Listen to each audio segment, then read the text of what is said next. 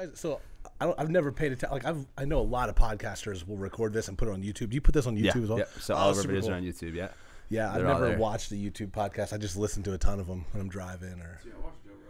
Yeah, I watched his. I fell asleep to his the other day. I was watching it. I watched his with Elon Musk just because it was so legendary. I wanted to see the flamethrower, and when he just took the massive hit, he's just like, dude, so epic, dude. Good for him. Good for Elon Musk. You know, he doesn't care. And what are they gonna do? Why should he care? No, he shouldn't care. A, it was perfectly legal. B, and then C, like, so what? We get outraged at so much ridiculous crap. The most bogus crap. At the end of the day, if anything breaks the norm, there'll be an outrage. And that's another thing I always talk about. Like, I hate to get into politics, but something that just really drives me nuts is that why is everyone 80 years old who's the president? Like, they are so disconnected with what's going on. Like, dude, they're so. I'm like, bro, pull it back a little bit. Like, do you really got to be 70 to get in office? It's true. I mean, who's the youngest? I mean, probably Kennedy, Obama was. Well, Kennedy, but then Obama. After that, in most recent years, Kennedy was. I think he was like 36 or something. Right. Or I know he was the youngest at the time. Yeah, be a little bit more in tune with. And he was the first Catholic, so that was a big deal back then. Was it? Yeah, he was the first Catholic. He was the first non-Protestant in the White House, which is a really big deal because now you're getting into like the religion world too. Yeah. You know, people get about that. Oh, man, it's super crazy. Oh, everyone starts breathing heavy. Every time we talk about, it's funny. Every time I talk about politics a little bit on the podcast or talk about religion, people get like, you feel their chest start to like move a little. I'm like, relax. Who cares? It's interesting. Yeah, I'll talk about it when people ask me, like, I don't know, probably about 6 months ago now, probably September, October, I just decided to stop posting political stuff. Yeah. Now, sometimes it's tough because things that are really important, I think, like, people with a conviction and a conscience should speak about. I agree. Like, some things you just shouldn't be silent. Like, silence is consent. And then there's things that are like human rights issues, and unfortunately, they like transcend and come out of they become political when they shouldn't be. Like, why are we talking about, you know, red and blue here? This is like a human rights issue. Yes. So sometimes I'll still post things that can be a little like political, but in my mind they shouldn't be. Like, this, we should be coming together on this. Yeah, the whole idea of red and blue is right. That's your problem from the start. Anytime you create a division, there's gonna be controversy. 100%. It's like we gotta stop confining to division. Yeah. We have to start focusing on how can we do this together as one unit. And it's so hard for me to say these things though, because I'm able to do this at Iron Valley Barbell, where there's no division at Iron Valley Barbell. You're here for everybody, or you're not here for anybody. You're not here at all. So it's pretty easy. But then again, like, I'm not running no massive corporation. I'm not running for politics. I'm running a little small gym on the west side of Indianapolis. So it's like it's easier for me to speak on topics because I don't like to speak out of turn or out of line, because I can only speak on things that I actually know, and that's something I do know. But I just feel like there has to be someone out there who's way more smarter than I am and way better with logistics who can figure this out on a bigger scale. But the problem is, I think the reason I don't like that, I get what you're saying, but the American voter are the ones who vote, and I think our voices matter. You know, absolutely. If we just leave the political discussions to the people with law degrees from Harvard and Yale, totally agree. Super problematic. But how many people are speaking about it who shouldn't be speaking about it? Oh, 100%. It's like having babies. That's like the whole baby thing. I think it's so bogus that everyone has the opportunity to have a baby. And I know that's a human's rights, but it's like, fuck, some of y'all don't need to have babies. The orphaning rate in Indianapolis in Indiana is like 30%. What is it, Charlie? So 30 sad. or 40% more than any other state in the United States. It's bizarre, my wife man. and I were talking about this last night, because do not get me wrong, I'm going to take a bullet for my children. I love them more than anything in the world. We were talking about it. We're like, so much of the choices we made as young people, we were raised in hyper conservative Christian homes, and when I look back at my life, like, I'm the definition of privilege, so I can't complain about anything. I mean, my mom was kidnapped and raped when she was 16. Oh, wow. Had me. She's like the strongest woman I know. She finished homeschooling herself.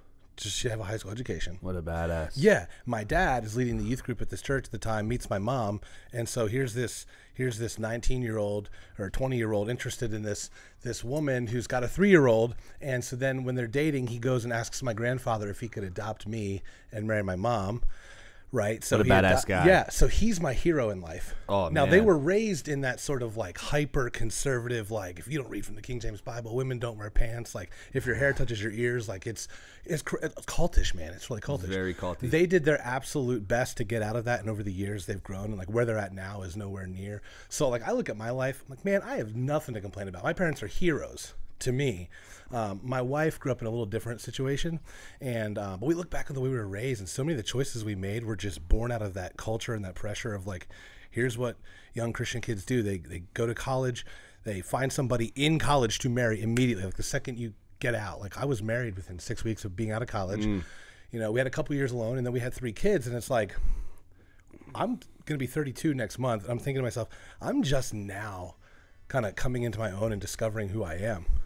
And unfortunately, that's not my kids' fault. So they're here now, and I have a responsibility to raise and protect them. But in some senses, like that pressure to just bam, bam, bam, bam, bam, it's kind of irresponsible. Absolutely. Like, what's so cool, though, is you've created this idea of ownership. That I'm just now figuring out who I am, but at least you figured it out now. Yeah. Because there's a lot of people 20, 30, 40, 50, 60, 70 die with never actually figuring out who they are and why they're making the choices that we're making. Typically, 100%. We're making choices that are just being made off of just our observations of how we see the world operate. Yeah, 100%. So we're making our decisions off other people's opinions on how we should make our own personal decisions. Yeah, it's crazy, and that's exactly what we did. That's that's how we made all of our decisions, and we look back at it, and yeah, I mean, there's nothing we can do now, right? The only thing we can do is take the situation and make it the best that we can do and learn from our mistakes. It doesn't get any better looking back. Yeah, no. What can you do? You can't solve the past. No, you can't. The only thing we can do is make positive changes now, and then try to instill in my kids.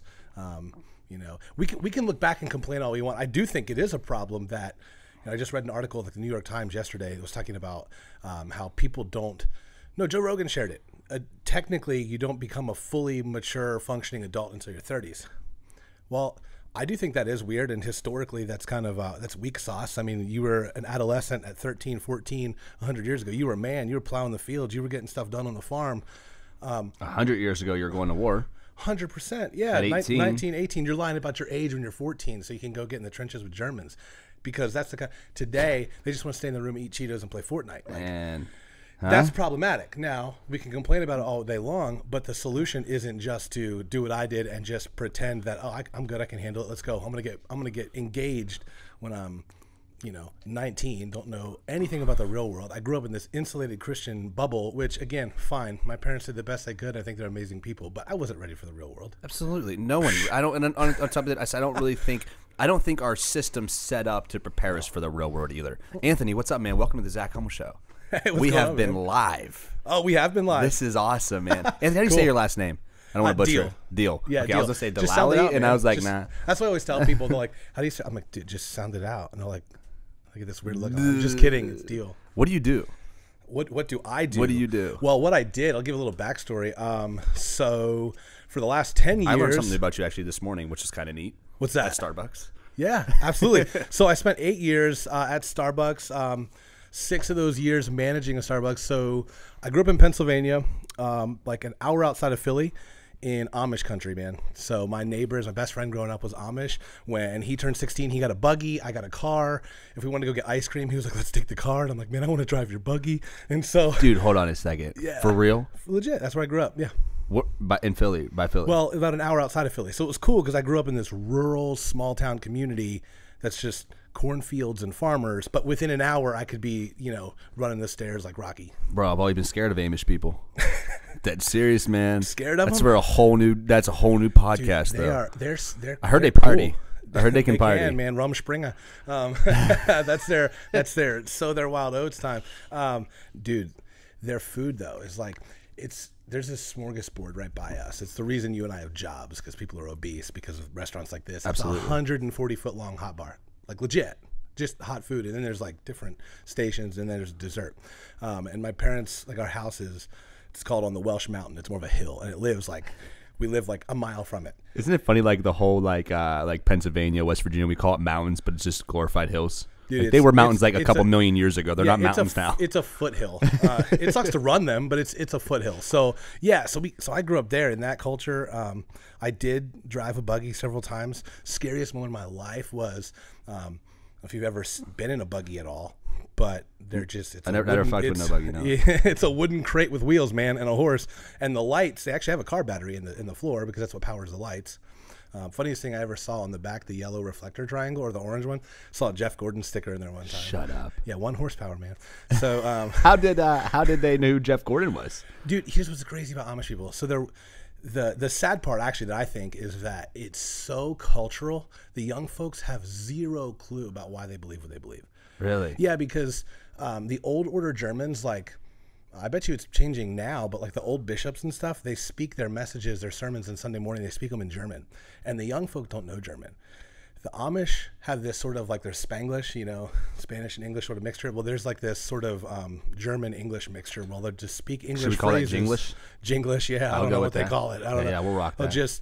But they'll throw random German words in there. But they don't, when they're sitting down, their Bibles are in German. Their bishop is preaching to them in German. They have no idea what's being said. They live this life that's weird. So that's almost like Christianity, though, if you think about it. A lot of it, man. I mean, you know, when you're trying to read that, like the cipher, you got to realize the context that was in, when it was written in. Yeah, dude. You know what I mean? Yeah.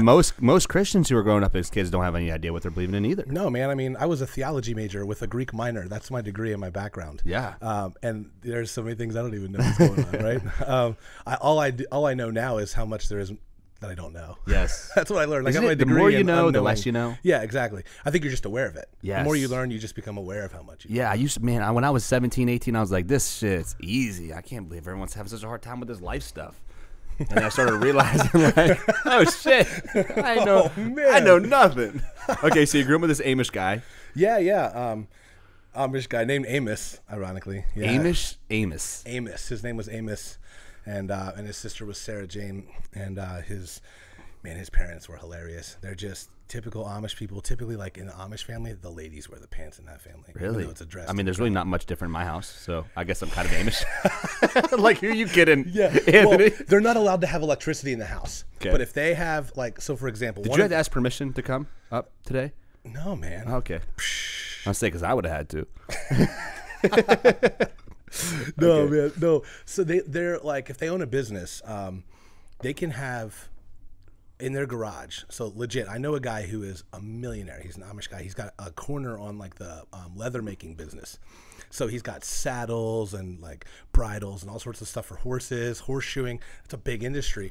Like Lexington in Kentucky is known for horses. Chester County, which is the county right beside where I grew up, is like the second most horse dominant area in the country. So you just went from one Amish town to the next. Basically, man. That's basically what we did. That's why Kentucky feels so much like home. Yeah, so much like home.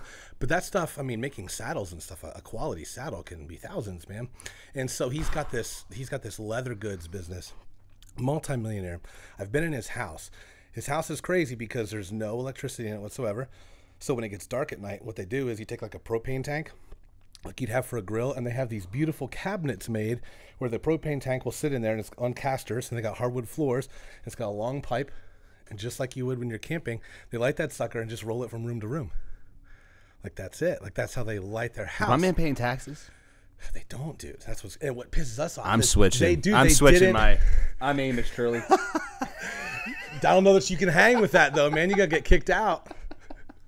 Because they don't pay road taxes, and their tires, like they're wooden, and then they just have iron strips on it, and they dig into the road, especially in the summertime when it's hot and so you just get tracks all over the place with, and they don't pay taxes. Doing more damage. But the point is, up in their garage, this dude's garage, he can't have any of the personal stuff in his house. He can't have the electric, can't have the worldly goods, but up in his garage, in the top floor of it.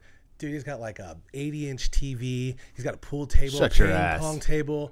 They know more about sports than you could ever know. Like, I had a Super Bowl party with these cats. Like, right now, you know that the betting pool of March Madness is insane, and those Amish folks are getting down in their suspenders up there. But when they go into their house, you know, they're living like poverty style, but up in their garage. So he's got cell phones. What an amazing way to live. Because what you're doing, though, is you're giving yourself gifts. Because we just take advantage. Because I go home and I pop on Netflix and the TV, it's not that big of a deal. But if I had to go out to the shed to watch Netflix, I'd be hyped.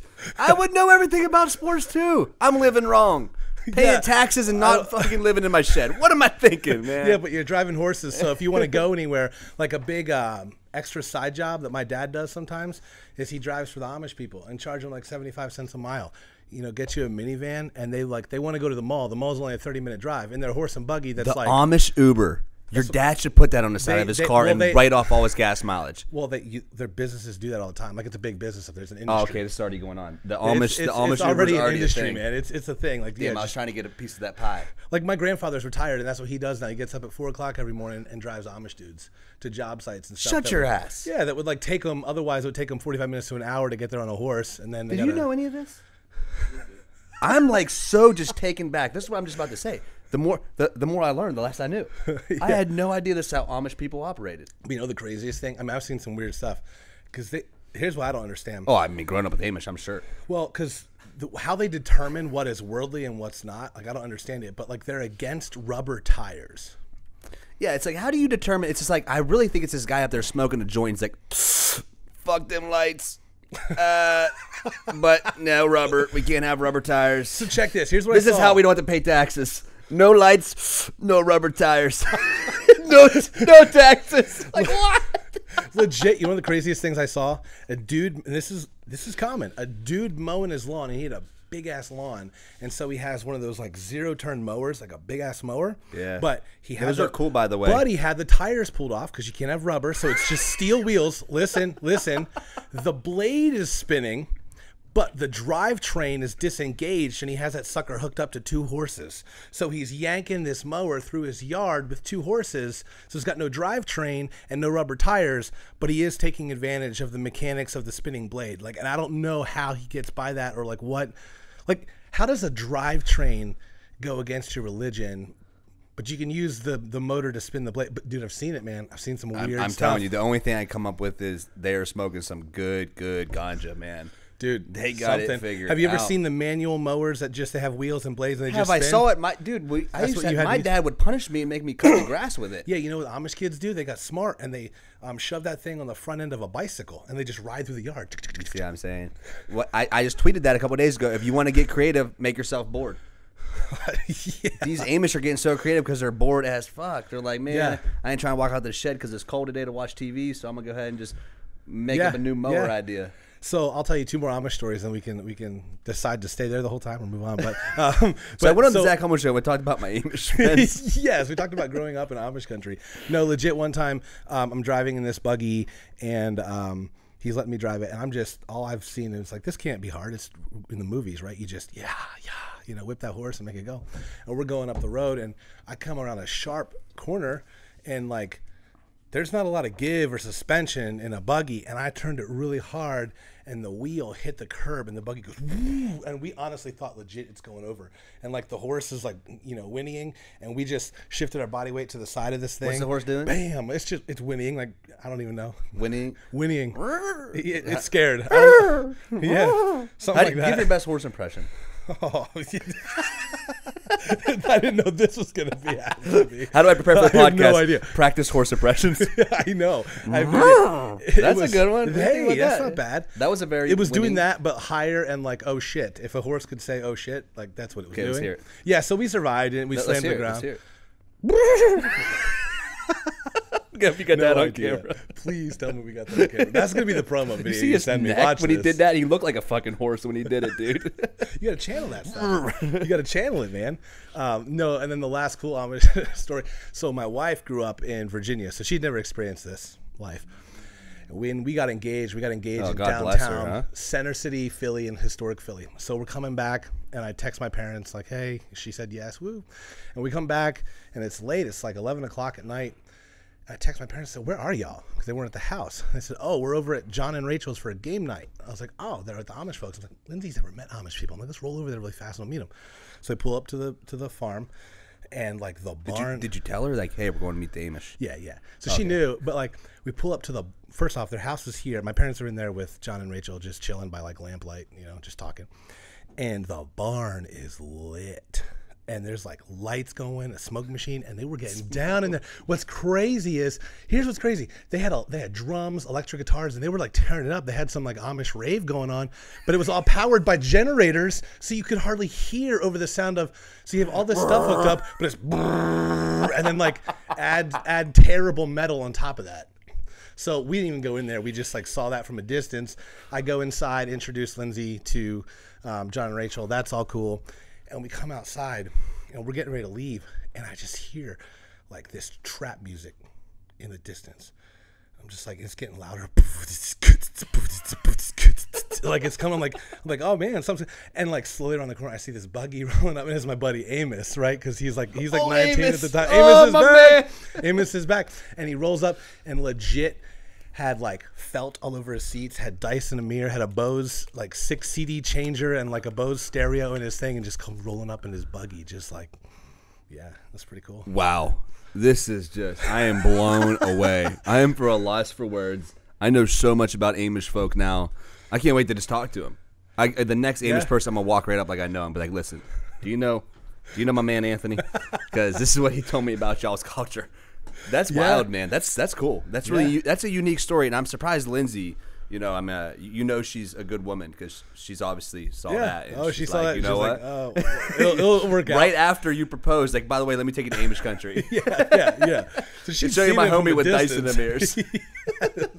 My homie got a 6-disc CD changer. Hasn't showered in a week. Smells like ass. But he's rocking some tunes. He's a hell of a guy, though, man. Yeah, suspenders and all. That's super cool. So do they have running water? Let's get off of this. Yeah. Okay, but they do have running water. We've got running water. Okay. There's a lot I could ask. Yeah, I'm very intrigued by Amish. You know me, Charlie. I've talked about them before. Pretty scared of Amish people, man. I have a lot of opinions, but I'll talk about it off the podcast. No reason to be scared. But we could do a separate dedicated Amish podcast. Dude. I'll even try to go back and learn some German phrases. I would love to try to get would they come on the podcast? No way. Oh, no. No, I don't think so. Maybe during the Rumspringa years. Okay. Because that's let's talk about this. This will be the last thing, okay? This will be the last Amish thing. We can move on from that. So you know what Rumspringa is? Rumspringa is a period of time. I believe it's when they're 18. And I think they have 2 to 3 years set by the church where they can go out and decide whether or not this is a lifestyle they want. Wasn't that a TV show? Dude, that show was so terrible and so inaccurate. I watched 3 episodes. I'm like, they had a show too, the Amish Mafia. I'm like, what is this, man? No, all that stuff's so fake. It's crazy. You mean Jersey Shore? It was like Jersey Shore, wasn't it? Yeah. It was like Teen Mom almost, actually, I think. It was more like that. Well, some of the actors, they later admitted they were actors. They weren't actually Amish people. It was so dumb. So anyways, you get a time period where you can go out and buy a car like my buddy Amos did. He got a jacked up truck, lifted and everything else. He got a normal haircut, looked like a normal dude. It's so funny though, you can't take the Amish out, the accent and just the Dutch boy. You just can't take that out. And so they have a period of time where they can just go and decide they can live like the English. That's what they call everybody that's not Amish, is just the English. So you go through that period of time, and if at the end of that period of time you decide, you know what, I like living this way, I don't want to return to the church, they'll be like, okay, that's totally cool. Fine, you're welcome here and blah, blah, and you can just go about your life.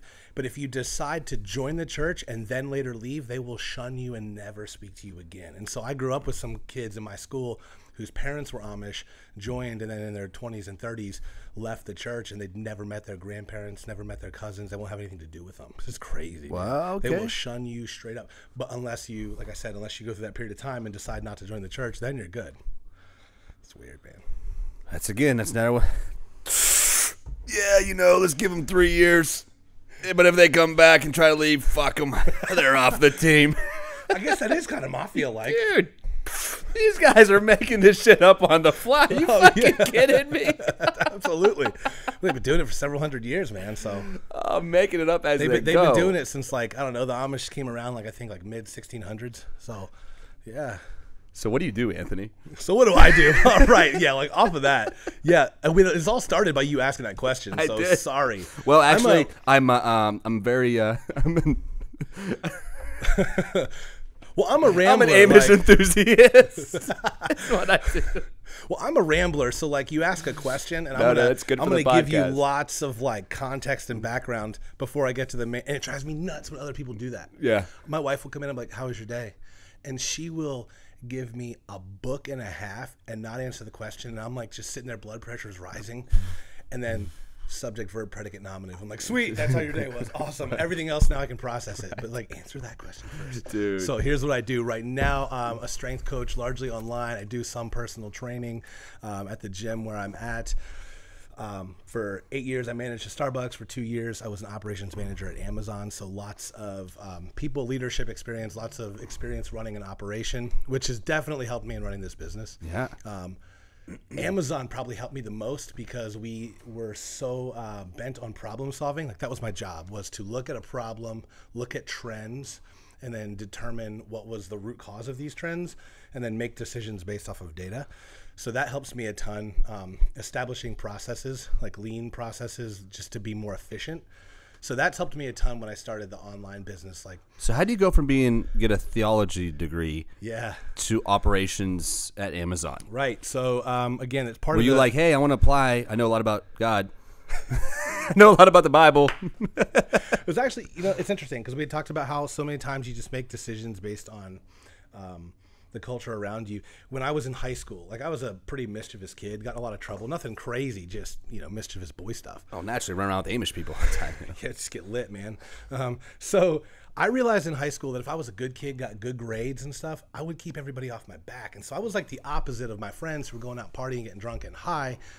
I wanted to do that stuff, but I was like the opposite of that. The parable in the Bible talks about like the prodigal son. Yeah. But like really the lecture is towards the older brother who thinks like, hey man, how's he getting a party? Because I've been doing this for years. I was the older brother. I was the younger brother. I was a judgmental asshole that says, man, how come he's getting blessed now? Like, look what he did with X, Y, and Z. Bullshit. I was preaching sermons and going to nursing homes at 14, man. Wow. And like leading mission trips and doing all this stuff.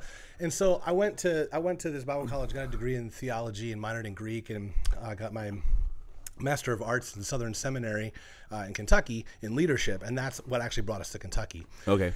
And one of the elders at our church was working at Starbucks, and I got in as a barista, and dude, honestly, it wasn't hard to work my way up like super fast, just because all you had to do was try and show up on time. Right. Work ethic. So, which is like something people always underestimate. That like, I mean, I'm not sure. Like, I don't want to speak indirectly for specific careers because I don't know a lot. But like, crew car wash starts out at $12 an hour, and if you have any type of leadership skills, I'm sure you can work yourself up to management very quickly. Super simple. People don't realize that. Like, but people are always looking for this next massive job. Like, yeah, it pays $100K a year. Like.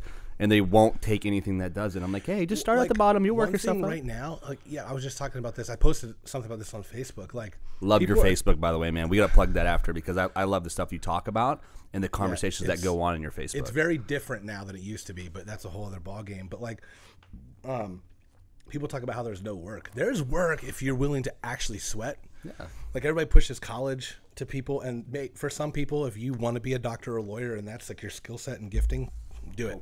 But like, there's no shame in the trades. My dad was an electrician, still is, but he works in the office now, and all he does is bid jobs out for this company.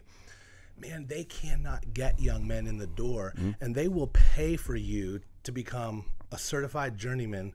And when you're out, they'll pay you. What's certified journeyman? What's like $35, $45 an hour, right? For a journeyman? Yeah, to start out, man. That's what I'm saying. Like, they make buku bucks. If you, like to be a welder, to be a plumber, to be an electrician and go through that, in like 3 years, you can have 0 education debt and be making like $80K out the gate. Right on. And you're getting paid actually to go to school though, so you still get to go. Yeah. You start out as apprentice, right? Absolutely. So you're still working, going to school a couple 100%. nights. And when you're working, you're probably still getting 15, 16 an hour. Yeah. I remember my dad was a sheet metal roofer, and I'm pretty sure he was getting like 15, 20 an hour back in the day. Probably. Back in the day, yeah, which is a lot back then. As an apprentice, and then going to school. Then he was a journeyman, and I just remember that whole process, like him going to school and how they paid for it, and there's no debt. I'm like, dude, this is a great thing to go into, but. Let's also not discredit, when I was 18 and all my homies were going to Morgantown to go to WVU and I went to a tech school, I had FOMO, fear of missing out. I really wanted to go kick with the homies because I just wanted to bang chicks in the dorm. Right? Makes sense. Let's just be 100% honest. When you're 18 years old and that's all you're thinking about. It's like, I wasn't thinking about schooling, and most kids aren't. And all my buddies who went, one graduated. At like 20. One of them graduated. Which sucks because they're probably saddled with debt. If they didn't graduate and you don't have I'll be honest with you, like, I'm in a place now where I feel very blessed. Financially we're blessed, things of that nature, but I'm still paying off a crap ton of debt. And if I could just give anybody like advice, is 2 things. Like, don't get a credit card. Or if you have one, be freaking smart with it and don't spend and live above your means. I have a neat credit card story. Yeah. I just got a credit card this last year. Literally 6-7 months ago, right, Charlie? When I got it was a big deal. I told everyone about it. Like, it was a big deal. Yeah. But I opened a business. I started a gym. I had a house. I had 100%. cars. No credit card. The reason I have a credit card now is because you get this. It's called Southwest.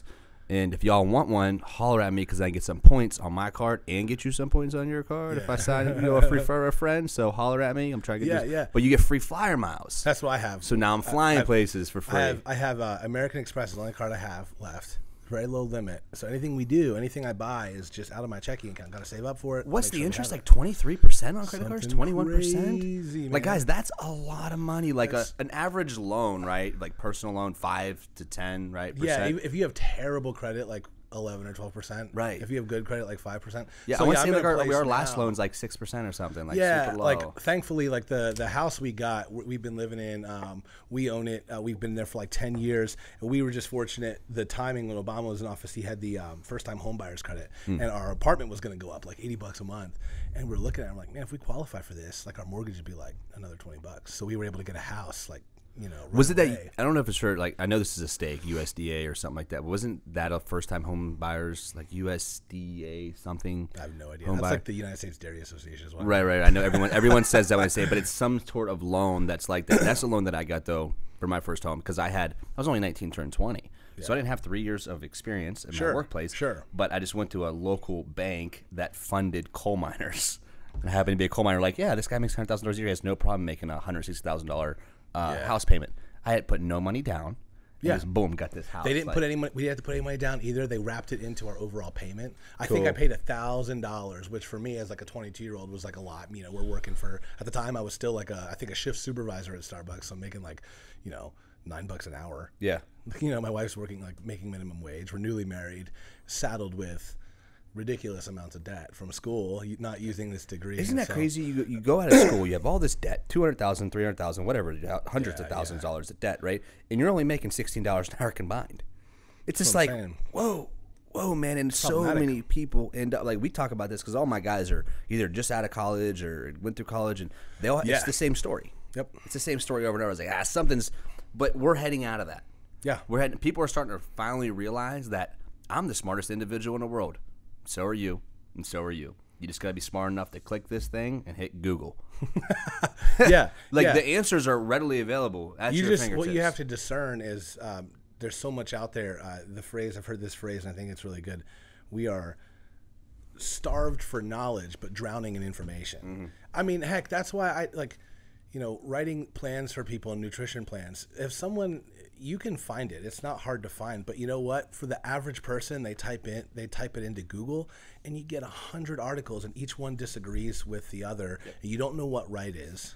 You don't have any support, stuff like that. And so I view one of my jobs is I'm researching. I'm trying to always better myself and educate clients and educate myself so I can better educate and serve them, but just help them. I'm the one that discerns and weeds out the crap. Yep. I says, here, this is nothing's better than as a strength, because you're a strength coach, obviously, and you're also you do all strength coaching in general, fitness, wellness, right? Everything, nutrition. One of the ways that I've really been able to build my name in this space is whenever someone comes to me like, well, I ran this program, 531, Jim Mutters, winning stuff. Whoever's program it was, RP, they use RP method, whatever it is that they've used, or nutrition plans, I know a little bit about, so you did this and a little bit of this. Right. And then I can counter back with what I thought was proactive about the programming or the nutrition plan and what I thought wasn't. And I call this tools in my tool belt. So 100%. The whole nutrition thing, I'll do this all the time. Top 15 best diets or best diets to have. And because I'm doing the same Google search as Charlie will be doing on 15. And so I know the same exact articles he's reading. So when I have a new client and they're like, well, I read this article and it said this. I said, oh, when it talked about this. And they're like, how do you know that? Like, I have inside information. And I'm like, because listen, everybody thinks intermittent fasting is the greatest thing in the world right now. But it comes down to these most basic things. It's like, and it's just educating them and explaining to people that not every fad diet's bad too. And I hate to say that, like, fad diets aren't bad. It's just, is it sustainable for your lifestyle? Yes, the best diet. I've said this so many times. The best diet's the one you're going to follow. Right. And I don't listen. I'm not a fan of the keto diet for strength athletes. I have a couple people who would be, but I've got a couple people that love it, that are committed to it, and they stick to the plan and they see results. Good for them. Good for you. Good for them.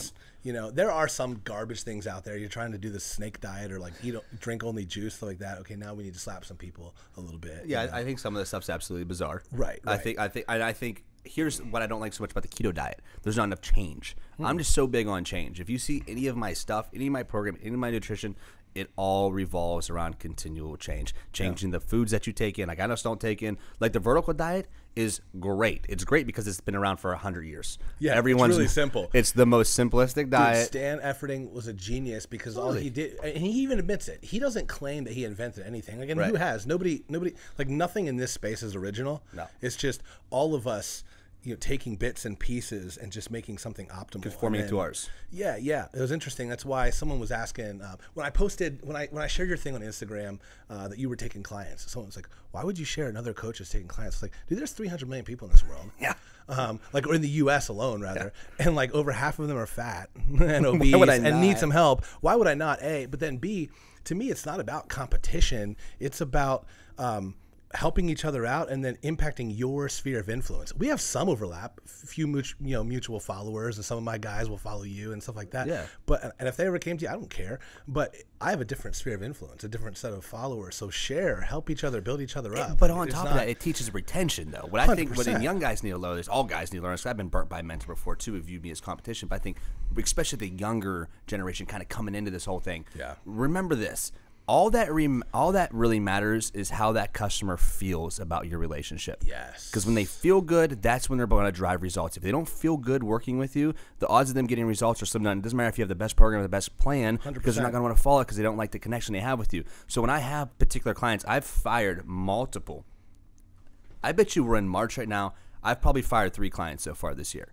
And I sent them to other friends. I'm like, hey, you know what, man? Like, we're a week or 2 into it. I'm like, I'm going to go ahead and refund you this money. I think you should go use this guy because it's just our personalities are clashing a little bit.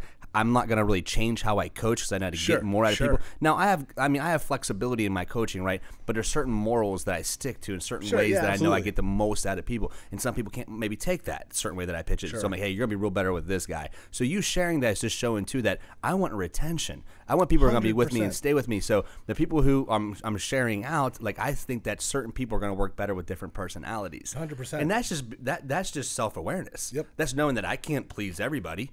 There's people who absolutely hate me for no particular reason other than my personality. They just don't jive with, and that's totally okay. That's okay. I might not like me neither.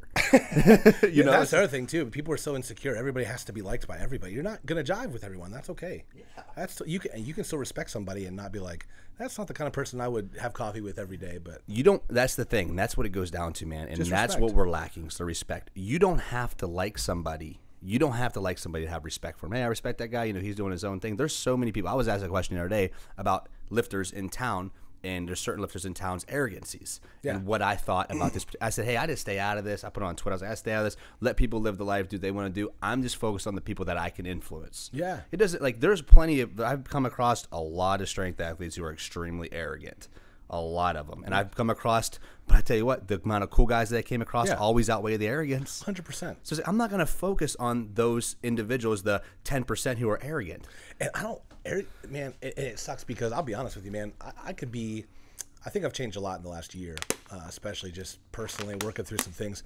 I've been one of those arrogant people. That is so dumb because all that does is burn bridges and you lose trust with people. Yeah. Like I posted a video on Facebook, and I was talking about using the slingshot as an accessory to overload bench press. Normally I would use like a 2-board to overload triceps for lockout and stuff after my main movements. And somebody commented, a powerlifter that is a very accomplished dude, and he shared this article about how slingshots actually inhibit tricep function and stuff like that. And so bam, he's calling me out of my post, blah blah blah. And instead of, old me would have been like, oh, let's fight, let's argue to the death. New me was like, I read through it, I'm like, dude, this is super interesting information, like, thanks for sharing that. Yeah. And like, how hard is that to just say, hey man, thanks for I'm now better. Yes. I'm gonna program differently. Yeah. I'm gonna at least thank you for your opinion. I can at least check it out. Correct. Like, I actually read the article, and from what I read, and it was a peer-reviewed study, it made sense. Yep. Made complete sense to me. So why would I not be willing to learn from that? Because it makes you a better coach. Yeah, and then also when pride he is sees, the root of all evil, right? Pride. Yeah, absolutely. Be too prideful, you'll never learn. 100%. And then he sees, oh, this guy's like receptive to. So then my thought is, well, what else can I learn from this cat? Yeah, absolutely. I most definitely do that. And speaking on the slingshot, I think it's the most, like, Mark Bell, I think, is just genius the way he's been able to put himself in the industry and stay somewhat organic. Too seems like I haven't followed him that long, but he seems like he's him. Like, he really doesn't care too much what people think. I personally don't like my personality and his personality. Like, I'm not like a meathead millionaire kind of thing. Like, I'm more of the type of guy that's like, I want to spend all my money to help all my friends grow. And maybe he does that too. And I don't know what he does in his personal life, so I never like to make a past judgment, right? But I love what he's done with the industry, man. He's really, I feel like, brought a lot of people together in the strength community. He's really helped educate a lot of people in the strength community.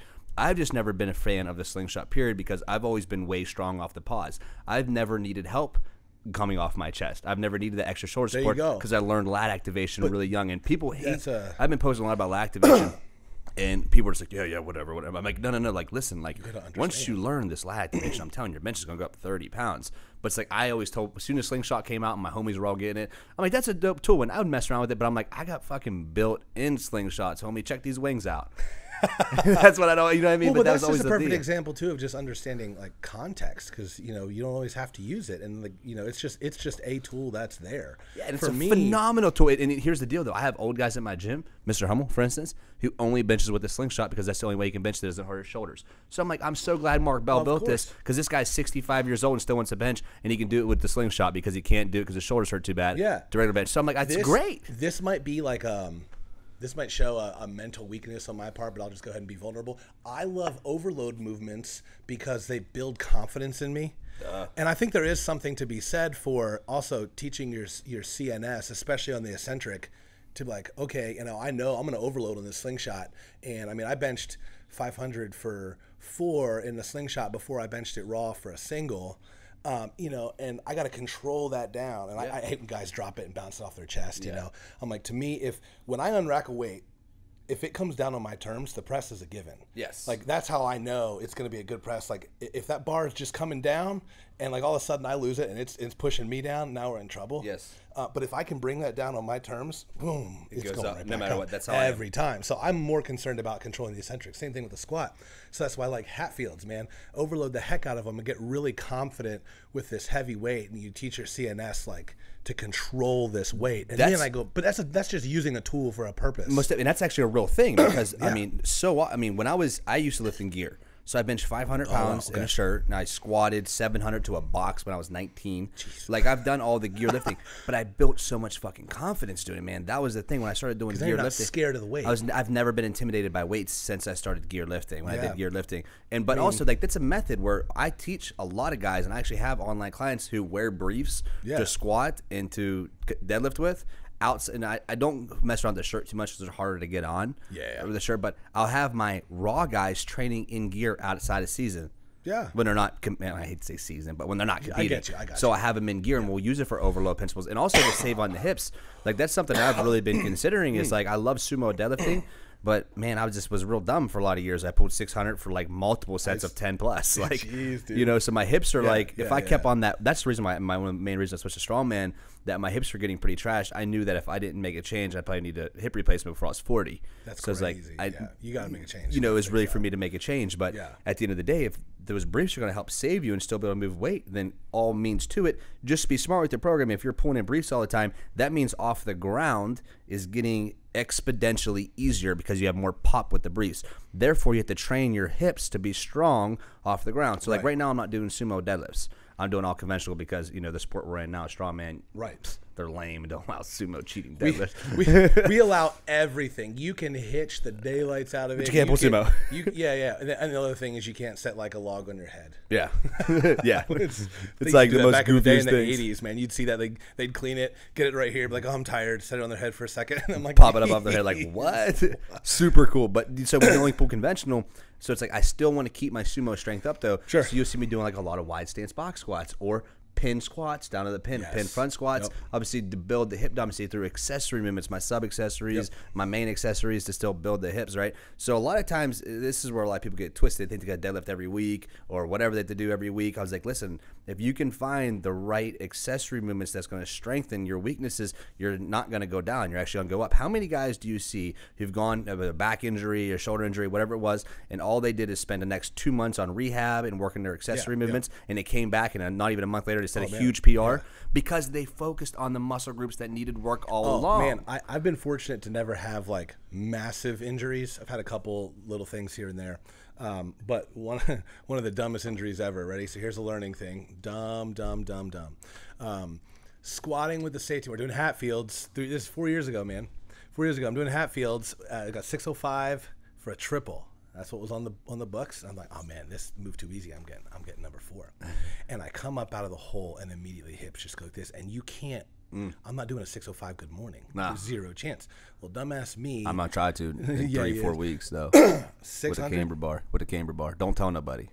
I'm trying to keep it quiet. Okay, just mute this part of the podcast. Yeah, we'll edit this part out. Something about Amish people. 600.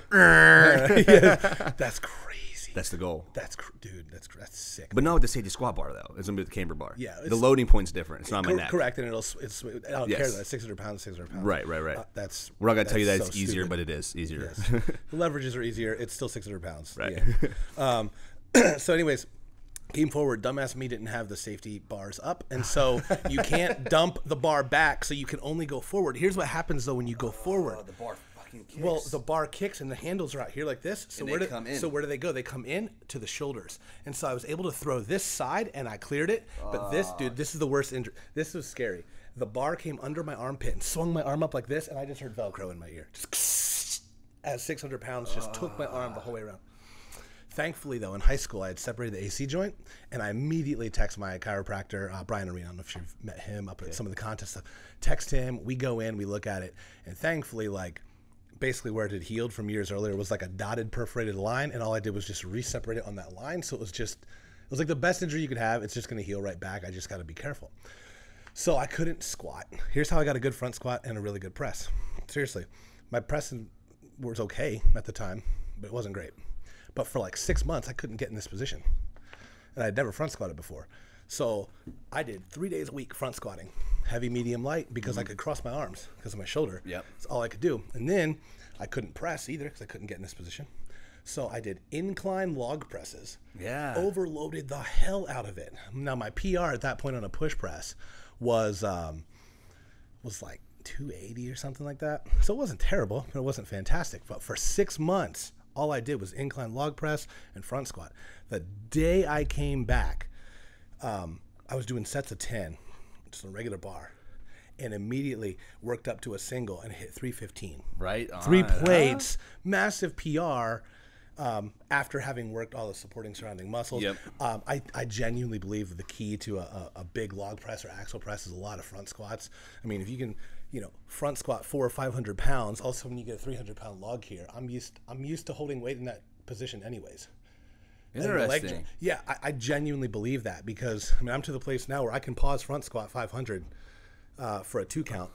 So when I clean a 300-pound log, I'm used to sitting in that position loaded all the time. Yeah. It's not even like that challenging. See, I never really correlated those two exercises together like that. That's very interesting way to look at it. And again, because a lot of it comes with a chest pop. 100%. For a log. Yeah. And that's something I lack on because I'm so lat dominant. You hear me always talking lats. So I'm trying to focus 2 things. My log and overhead press both suck. And I think it's relative because my lats are so tight. Maybe. You know what I mean? And when I say suck, it's for what I expect of myself. I know, relatively speaking, I'm doing decent. Yeah, you are. But it's I know that I should be mid 3s by now. But I know a lot of it's because my lat mobility. But 2 is because I'm not generating enough pop off my chest because I'm loaded in my lats. I'm strict pressing the same thing I'm doing with my leg drive. Yeah, I've never watched. I probably should just watch your timing because sometimes it comes down to timing too. I'm sure that's off. Are you now when you break? Is your knees breaking forward or breaking out? Out. Okay, that's where my knees are. I'm breaking out. Yeah, I'm driving my knees in, and I'm just making sure because, first off, I can't front squat in this position because of mobility, and I don't like my no one who's big can. Period. So I go this way, and I think it's actually beneficial because you can't retract. Yep. So you have to be forward. You have to be forward. And so you develop ridiculous upper back strength. I mean, I remember when my front squat, I would actually not be able to go further. Like my legs were probably stronger, but I would be approaching a max because my pec and my bicep would cramp from holding up so much. Same. Yeah. So they would. I'm not that place anymore. Like I can really push and I'm fine there. But staying up. So what I'll see when a lot of guys fail on a log is they'll get ready to dip, and when they dip, they come forward. Mm-hmm. And man, even 1 to 2 inches on a max weight or whatever, and that gets out in front of you, that's just adding so many pounds extra. I do this all the time to guys, and we have a video going right now, which is cool, so you guys can see this on the video. But if you would have a broomstick, right, I have this water ball, and I hold it out, and it's not that heavy, right? It's hardly anything. Now, if I get this extra mic, and I hold the extra mic out, okay, it's a little bit heavier. Right. If you put 10 pounds on the end of that, I wouldn't be able to hold it. It's a leverage thing. So now the leverages are smaller with logs, deadlifts, squats. But every time you get forward on the log, or let's compare this to more of my listeners, on the deadlift. So every inch, I did a study. I ran it on 60 guys. Or I'm being 100% honest. It was on 72 athletes that I was training, and I do a lot of my own data, my own research. That's awesome. For every inch the athlete's shoulders is over top of the bar, they are compensating between 15 and 20 pounds on a bar. Jeez. That means if they're 3 inches in front of the bar, they're losing 15, right? 45 to 60 pounds on the bar. And dude, I believe that. And my deadlift is one of my weaker events, or weaker movements. I've been stuck at like 720 for a year. And I'm working with somebody right now, and I just sent them a video yesterday. I was doing some pulls, and my lower back's a lot tighter, but I don't do a good job of pulling the slack out of the bar and then creating force. Like, I'll yank on the bar first, and what that does every time is I slowed it down, and I watched just yesterday when I yanked, it pulled me forward. Even just like an inch. Yep, it pulled me forward. So chest comes forward, and then I'm fighting that the whole way up. And then you lose lat activation. You know, once the lat, and I hate that word activation, because your muscles are like, everyone's like, oh, you gotta get your lats activated before you start benching. And I say those same words, and let me explain that context though. Like, they're activated already. Right. They're already turned on. Your muscles just don't shut off. Right. You can reach over and grab, your fingers still work. You can still pull something to you. Right. So they're still activated. But I like to get them firing. That's what I'd rather use, right? So when you're benching or deadlifting, let's talk about deadlift while we're on that. If you go and yank on the bar from the beginning, and inches matter. So the idea to complete a deadlift, the hips, the legs lock out, the hips come to the bar, and the shoulders have to be behind the bar. Therefore, every inch the knees are in front of the bar, you're compensating for more range of motion. Now, everyone talks about the shortest range of motion for bar travel. How the bar travels in the shortest range of motion is by body travel. The bar follows the body. Right. So now we're trying to not think about getting the bar to go in the shortest range of motion, rather the body to go in the shortest range of motion. So everyone's like, well, let your knees come 3 or 4 inches in front of the bar. I'm like, depends on how tall the athlete is first. I was going to say, shorter athletes that's individual. Yes, shorter athletes get away with a straight shin if their glutes and hamstrings are developed so much, which is why I do so many good mornings to a pin, because there's a hip hinge directly in. Yes. So the whole idea behind it all is, if the knees are forward 2 or 3 inches, this is biomechanics. Work with me now. Watch. Okay. If our knees are forward 2 to 3 inches, as we go ahead and pull on the bar, what's the first thing that activates? Our quads. Yep. When our quads activate, our hips fire up. When our hips are firing up, so that means we're 2 or 3 inches with the knees. We fire back 2 to 3 inches. Now our shins are straight. We've moved 6 inches, nearly 4 to 6 inches out of position before we're even initiating the bar to move. Jeez. Holy shit. Yeah, that's We're moving an extra 6 inches. Everyone's like, oh, it must be nice to have such a short range of motion. I'm like, fuck you. It took me 15 years to get this short range of motion, because I'm constantly developing it. I'm trying to get my shin straighter. So for every inch the hips kick back, you're inches away from the bar. So every inch the knees are forward, that's how many inches you're moving. So if your hips kick back 2 to 3 inches and up 2 or 3 inches, dude, you're talking, I've had athletes 8, 9, 10, 15 inches of travel with the body before their hips came in. Man, I'm gonna have to go back and look at mine. I'm probably gonna be just disgusted. And to think, because now the shoulders come forward. So now we also talk about that. So now it's the knees go into the hips. That's biomechanics. And when it goes into the hips, what happens to the chest?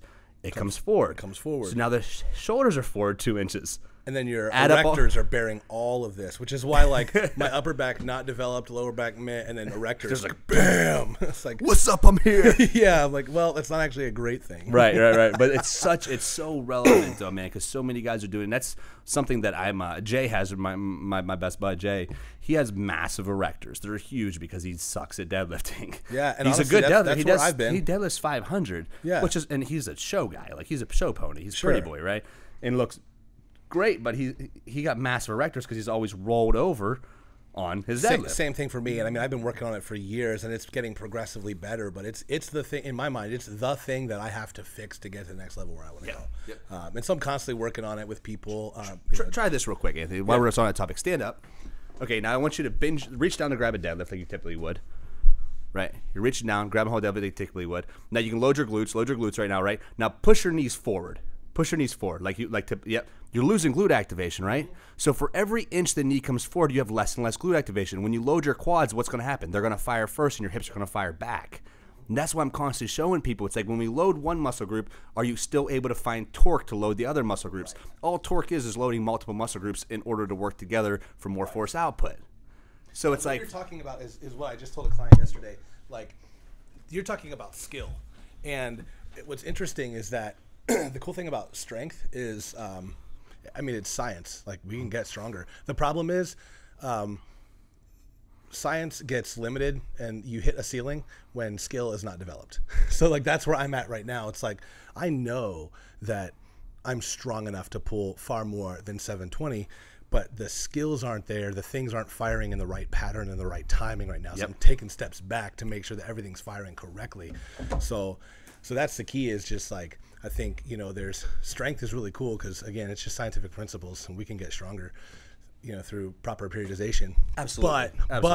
But skill matters. Strength skill is the ability to perfect the 1 rep max. Yes. So like, I've always been super, like, my best 405 was for 4. I think I maybe did 425 for 4. I don't know. It's been so long since I've kind of taken my bench like that. I did that 405 every day for a few weeks, but I'm able to bench 465. Right. You know, if you guys do that, like that old school, like, well, if you can do 440, that's when you can do 460, or, you know, that whole, if you can do this for this many reps, that's not relevant to people with strength skill. And that's what I got a lot of, and that's also kind of been a little bit of my problem with strongman, is the fact that I'm really good at strength skill. Which is funny because that's my weakness. Yeah, but doing 3 or 4 reps is a little bit more difficult. Oh, 100%. So like, for example, you know, if you take a dude who pulls 765 to 800, and you have me, who my best pull is 720, and you put both of us in a competition and it's 550 for reps, I guarantee you I'm going to hang, and I might even beat him. Yeah. Because my reps never correlate with one rep. Like, I don't have, like, so I'm trying to, I'd be a terrible power lifter, in other words. At this point, because the 1 rep max thing, I'm not fantastic. Well, you still I am okay with pressing. You still would actually be decent at powerlifting. I mean, because you're strong. Yeah, but a lot of it, and I'm just trying to get better at constantly the skill. Like, I can't eventually raw strength does have a ceiling if you're not skilled. Dude, right? It happens faster than most people. Like, the idea, like, the whole idea is like, it has to go down to body type as well. And it's like, people are like, what do you think about certain programming for certain body type? I'm like, that's lame. It's kind of douchey in my opinion. I just don't feel like you're like, oh, so you're you a don't tall like guy. the Instagram quizzes where it's like, enter these 6 questions. We'll find out if you're an ectomorph, an endomorph, or a Smurf. And Smurf. we'll if you're a douche, give you a customized program. The results are in. You're a douchebag. My favorite is the guy that is jacked. Sure, I don't know if you've seen these ads. It was like last year. I mean, jacked, like crazy jacked, and he's selling that thing that you like chew on. That's a development piece for your jaw. It's got a square jawline. I'm like, tell me, I want to see the demographic of people that purchase that, bro. It's the douchebag. It's most definitely the douchebag. So it's like, I never really believed necessarily in that. However, let's just be 100% honest. If you're a big ass dude, you're gonna move weights typically a lot better than a little ass dude. Sure, of course. Like, if me and you, neither of us ever worked out before a day in our life, and you were 230 naturally, 220 naturally, and I was 150 naturally, the odds of you moving more weight than me are pretty positive it's going to happen. There's not too much like... That's just science. I'm literally walking around and sitting and standing up with more total pounds. Yeah, so I'm getting more total... That's why you see people that are morbidly obese have the most jacked calves. I'm convinced it's the only way to get jacked calves. Well, I actually found a way. And I'm about to drop it, and you can be on my study. Oh, sweet. Let's do it. So I'm actually do a study. So check this out. I got to throw this out there because I always tease my wife about it. I was so excited working up to nationals. I'm not a very, as good as my press is on like log, axle, and bench, I'm not a very good circus dumbbell presser. And it was 170 for reps. And I hit a PR in training for 4. And I'm so excited. I immediately text my wife, and her response is, nice press, baby. You have 0 calves. You should probably train those. I'm like, what is this? You fucking kidding me? I'm like, that's what you take away from this? Are you not entertained? Yeah, what is wrong with you? I'm like, so I just give her so much crap about that. That's so funny. So I've been doing this thing thanks to my calves, and I'm gonna need I'm asking for 40 people. Yeah. And I'm gonna roll out this thing called mini workouts. So I've been doing these for a long time. I have a lot of my bodybuilder guys do mini work. That's something I do a lot more of. People think I'm just like a strength-based coach. Like, I do a lot of bodybuilding stuff. It's been cool for me to work with Jay because he's kind of like portrayed my story better. Because as good as I think I am in marketing, I'm not good at all on retro scale, but as good as I think I can be in marketing, I super undermarket myself. Well, really fast, just from a position of having done years of leadership, I think one of the things that you excel at that I try to mimic is you don't, in order to be an effective leader, or in this case coach or whatever, you don't need to be the smartest in the room. I think you have a good eye for people who are. You know this guy, you know Jay, you know this. And so Andrew Carnegie shit. Yeah, you surround yourself with, and so as a leader, I've always been able to excel in my job by a couple things. Positive outlook. Like if other people are successful, praise them. Don't be jealous. Get on board with that and be an ambassador for them. Yep. And you'll come along with them, because I don't know if you've ever seen the video. There's a really cool video that shows how this works. Is like there's a bunch of people on a hill, a grassy hill, and they're watching this concert way down there, and they're obviously at this outdoor festival, and there's this one lone dude over here, I mean, just throwing it down. He's just dancing his heart and soul out. Looks absolutely ridiculous. And the whole other hillside is just people sitting down. And like this girl gets up, but she goes over there with him, doesn't know him from Adam, and she starts dancing, and it starts getting crazy. And then another person stands up, and another person, and another person. And pretty soon, if you're sitting down, you're the odd one out. You feel weird for sitting down. Yeah. So who was the actual person that drove that? It's the first person to stand up and go over to where the other crazy person is. Doesn't mean they're the best dancer. No, absolutely. So I think the best leaders are not actually the smartest people in the room. They just have an eye for what good is. Yes. And I feel like I've never been that person that has all the great ideas. And sometimes I feel like it's almost an intuition. I can't even spell it out. I just feel like I have a sense of reading through something and be like, that's garbage. That guy's on point. Yep. You know what I mean? And so I think that's something that you've done well that I've seen from a distance is you don't have to be the smartest person. You don't have to be the best marketer, but you need to know who is. Dude, so it's crazy. I'm talking about, that's a phenomenal analogy, by the way, the dancing thing. I love that. So I'm talking about building a team with Ash. As you know, I'm going to get some interns, and my idea with this internship is to eventually make them like employees in a sense. Sure. But I never wanted really employees. I wanted opportunity, because I'm never going to be able to pay my guys what they're worth. Sure. And the reason being is because I think they're all worth $1 million a year. That's how much belief I have in my guys. Sure. And I'm never going to be able to do that, but I can give them skill sets and obviously kick them financially where they can live to grow themselves into that space. Right. But she goes, well, what's the whole reason behind building a team? I said, because I suck at everything. And she started laughing. She was, what are you talking about? I was like, I'm not really good at taking pictures. You know what I mean? And I'm not really good at marketing, and I'm not really good at this and that. And I started explaining to her the things that I'm not so good at and the things that I really excel at. But I really excel at like talking to customers and client relations and retention and programming and being people's friend. Like there's a lot to be said about I'm really good at being your friend. Yes, I'm not saying 100%. I'm the best friend. I'm like the worst best friend, because I'm not going to be there when your tire falls off. Charlie's tire falls off in the way here. He knows, like, unless he's about to die, the odds of me being there, like, I'm busy, cuz you're a busy person, right. But if shit hits the fan and someone's about to jump him, I'm there. Like, bro, I got your back. Like, I got one of those things. But I'm really good at just being.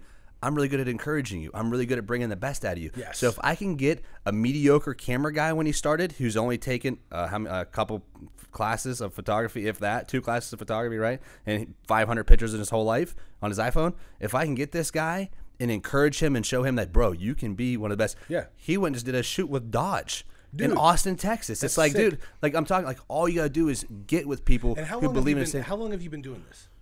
Me? Or Charlie? Yeah. 2017. So what's cool is literally, so I was looking for a picture that I totally jacked off your Instagram when I shared on Facebook that I was coming up here, blah, blah. And it was interesting that you say that, because as I scroll back through the feed, it's interesting because it was all good, but the quality is getting exponentially better. Isn't it, when you go through Iron Valley Barbells? Yeah, if you scroll back like a year and a half, there's nothing bad. It's just incrementally better. Dude, that's what we talk about. It's oh my guys, noticeable. If I level up and you guys don't, I outgrow you. If you level up and I don't, you outgrow me. My goal is for my team to eventually outgrow me. Yeah, and that means I did my mentorship properly. Which is crazy, because you threw that thing out there about, like old mentors and stuff being rivals. Yeah. That's crazy. One of the biggest compliments that I ever had, even when I was in an operations world, and I relay so much of my past to what I'm doing now, because it's really not a lot different. Leading people is leading people, whether or not you're growing an organization at Starbucks or Amazon, or whether you're not helping somebody increase their deadlift. Like, relating to people and leading people is leading people to the end, no matter what the industry is. But I mean, I don't even know where I was going with that. I just totally the train rail. What were we talking about? Man, I'm just on a roll. I'm just I know. Oh, talking about leading people, him increasing himself.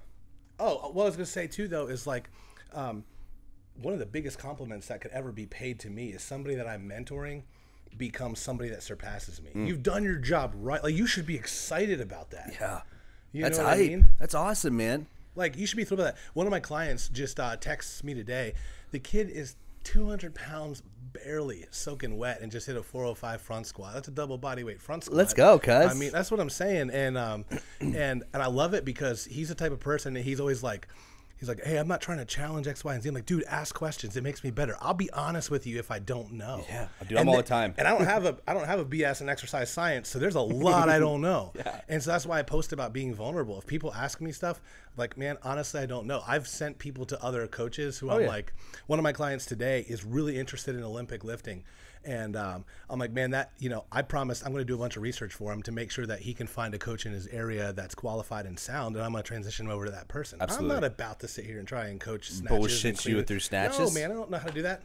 Yeah. I'm not going to take his money and run and like pretend. Me neither. Because why? Because then he doesn't receive the results he wants. Right. Then he just bashes you or whatever. Even if it isn't a bash, it's just like, well, I work with that guy. It's just like Anthony was a great guy and I really liked him, but I just wasn't able to get the results from it. So he has that taste in his mouth that you can't deliver results because you're outside of your means. And to me, honestly, integrity matters to me more than anything. So I'll tell people straight up if I don't know, or I'll say, hey, man, this is what I think. I'm going to research this a little bit, and here's what we're going to do. And Integrity's retention. Yeah. Oh, 100%. Every time. Integrity's retention. When you hold out with people, like, oh, whoa. Like, dude, I've had people ask me questions. I'm like, you know what? Let me get with Jay on that. He's my nutrition guy. Jay and Dylan. Jay's my main nutrition guy, and Dylan as well. Yeah. He's going to school at Ball State for a nutritionist or whatever the hell that thing is, nutrition science, whatever. Dietitian. So it's like these guys live that. Yeah. Like I live positioning, breakdowns, making people stronger, faster, more explosive. That's me. Yep. Right? I live that life. But I'm almost to the level I would say that I would be able to prep a bodybuilder through prep. I'm getting close to that level, but not. I would love to. It depends on the level. Like now, Jay, I think I could take Jay's level through there, but there's certain levels like once you get up there, like it's too sciencey, and I've never done it, so it's hard for me to say. 100%. Like I've never done a bodybuilding show, so I don't know how you're feeling and stuff. To be honest, I would like to be able to get there someday. Like that's the long-term plan. I'm doing. I want to do. I don't know if you know much about N1 education, but they're just fantastic. Honestly, I've got my personal plan is I'm tired of cutting weight, dude. It's ridiculous. So I'm giving myself 1 year until next year's Arnold to kind of accomplish some goals in the 105K, and then I'm gonna take like probably a year off and work with.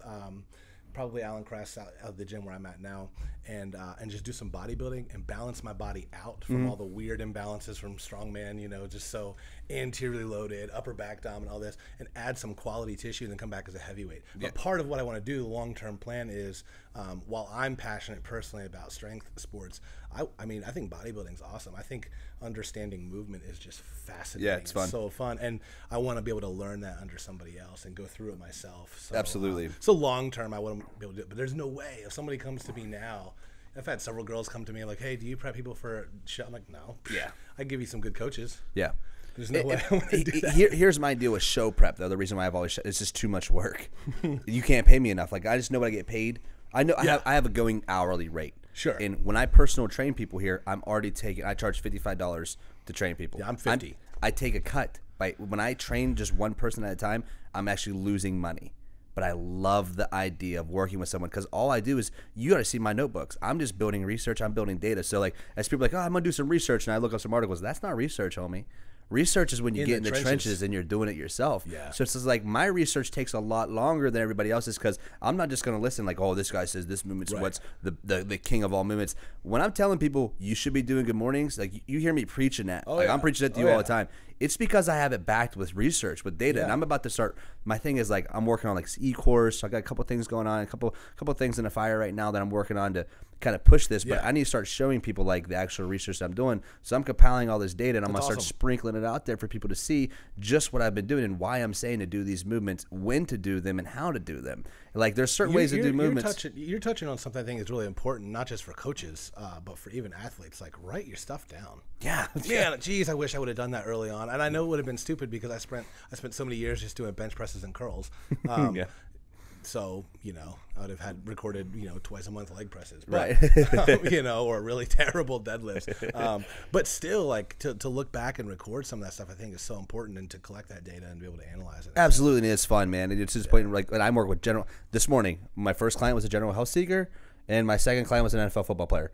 Totally different worlds, Two man. totally different guys. Yeah, One guy, he was deadlifting 185 for sets of 6. The other guy's in, close to 500. So it's just like, it's different worlds. But, dude, there's so much to learn from both of them. And I love working with each of them. You know what was crazy? It's so important. I don't train too many people in person. I've got like 5 people right now at the gym, and everything else is online. So the online is my main revenue stream. But, yeah, it's one thing to be able to share like articles and research and talk people through it. It's another thing to sit here, and I have this girl who's a runner and a pretty elite runner, needs to develop some strength, and dude, so anteriorly developed, 0 posterior chain. We spent weeks on a hinge pattern. You know, like, I know it. I know what it should look like. Get in the trenches and teach somebody who's never executed that movement. That was challenging for me, but it was good. I learned so much from it. What something helps me with the hinge a lot, what I'll do is I'll take an athlete up against the wall, and I'll take him up against the wall and have him step exactly 1 foot in front of the other, and then I'll have him just say, sit down as if you're getting ready to take a poop. So all they're doing. So yes. Stay with me here. Yeah. I'm on video. All right. Come over here, and this is what it looks like. I'm 1 step away from here like this. Now hit here, externally rotate, load your glutes. Now what you do now, you're going to use the restroom. You're sitting back. Yep. And right there, now have them do this for 200 reps. Awesome. 200. Yeah. And I'll say, go deadlift now. And they'll go over and deadlift, and the first thing they do is, boom, they break their knees, go out, and their hips are here. That's all the deadlift is. If I have a hard time getting somebody to deadlift, I say, come on, let's go. Yeah. I do this all the time. And I go, and I take them to the restroom, to the bathroom, and I lock the door, and they're like, what is going on? I said, sit on the toilet. And they'll sit on the toilet, and the first thing they do, they don't break first with their knees because they're going to sit on their nuts. So they break first with their hips. So I say, if you keep breaking first, you're going to sit on your nuts. But I learned this from a guy who spent most of his adult life in prison. That was my mentor. But, man, you want to talk about a great analogy to use. Fantastic analogy. It connects every time. Well, and I think another thing important that you said is 200 reps. People are like, whoa. The important thing is don't practice something until you get it right once. Practice until you can't get it wrong, until that movement pattern is ingrained. Oh, preach that. Yeah, right? You know what I'm saying? And then, too, you have to constantly revisit it. I mean, so my deadlift stance, that's why I'm revisiting things now, is my deadlift stance when I'm 220 pounds is different now that I'm walking around 250. The leverage has changed. The leverage has changed, and so I'm revisiting it. So now I'm relearning, and I'm making sure that my hinge pattern's locked in. Yep. Like, you're never too advanced to go back to the basics. So a lot of people come to me. Kobe Bryant dribbled and shot free throws. All day. All day. That's what he did. That's hundreds what he did. and hundreds so, and hundreds. Yeah, so I think that's a really important point for guys is that's not the sexy stuff, though. You don't see anybody, doing toilet sits and putting it on the gram to increase their deadlift. Like, that's not cool. Nobody's talking about that. I'm guilty of it, too. Like, I'm intentionally going to try and start showing more obviously, if I'm doing it correctly and programming correctly, I shouldn't be failing a lot in the gym, but to post fail videos and break it down and say, hey, like, here's what I did and here's why. And here's what I need to do to address it. There's nothing wrong with failing at the gym. There's everything wrong with failing continually at the gym. Oh, 100%. That's where it lies. You need to learn how to strain. And in order to learn how to strain, you got to train above 90%. If you're training below 90%, you got to work out to get in competition mode. I'm ready to compete every 3 weeks. 100%. You should Every 3 weeks, I'm ready to compete. Now, there also you have to find this level, though, where it's like I'm not failing on every lift. I was training one of my homies, Jose. He's going to the powerlifting competition, and I'm just barely overseeing him to the point where it's just like I'm training and he's training at the same time, and I'm looking over and he keeps failing. I said, Jose, it's like the 3rd week in a row I saw you fail on a bench. I said, what's going on, man? I said, how's your shoulders feel? He goes, they hurt. I said, how's your elbows feel? They hurt. I said, stop failing. He goes, what do you mean? I said, lower the weight or like, drop the percentage, dude, by 3%. Right. 4%. I was like, there's just absolutely no reason for you to be. He did it. Last 2 weeks, you set PRs. Like, hey, it's just like, boom, there it goes. But it's just like, and that's something, that's just, it's common for us to say that. But it's also, man, when you walk in the gym, my ego's, I'm like, leave your ego at the door. But then again, I'm like, I see 6 plates over there and I see someone rip it. I'm like, I deadlift tomorrow, but I'd like to try it. Man, you know what sucks is I feel that on a whole. Dude, I just wrote out personally what I'm doing for my deadlift and rebuilding it. And I'm committed to this. Now, apart from training for Beast, which is a different animal with our like elevated pool, my pool's from the floor. Like I'm starting with 375 pounds on the bar next week. Yeah. And I'm committed. Like I'm not hitting a PR until I get to the end of my plan. Absolutely, I know what I'm working on. Yeah. So that's something too to talk about with leverages. The bigger you get on the deadlift, typically the harder the deadlift becomes because you're more front hinged. So now you have more weight over top of the bar. So actually anything over 200, my deadlift goes down. My best pulls have been at 190 and 181. I was going to you say that, and my best deadlifts have been when I'm around 235, 240. Now that's your comfortable body weight. And it's typically right after I've peaked and I've hit a competition weighed in at 231, eat a bunch of food, blah, blah, blah. And you kind of like that week after, there's like that super compensation effect. Absolutely. It's fun to hit PRs in the gym, after like the week after competition, rest 3 or 4 days and go in and eat a little bit before you get back onto your regularly scheduled training. And I've always had my best pulls then. Yeah, absolutely. That's so common, man. But a lot of guys too, like they drop a bunch of weight, like, oh man, when I drop a bunch of weight, my strength always decreases. I'm like, okay, how? Let's first talk about why your strength's decrease. Like, first, how long have you been in a caloric deficit? That's the first thing. Where's your nutrition? Where do you stand? But the second thing is your leverage is just off. If you just work on your movement pattern for 200 to 300 reps with hardly any weight. I used to go to the gym, and a lot of West Side guys would make fun of me about this. And if any of them listen to the podcast, they would make fun of me as well. That I would go in the gym and I'd practice. And I would practice sumo deadlifting with 225 for 1 rep for like 800 reps.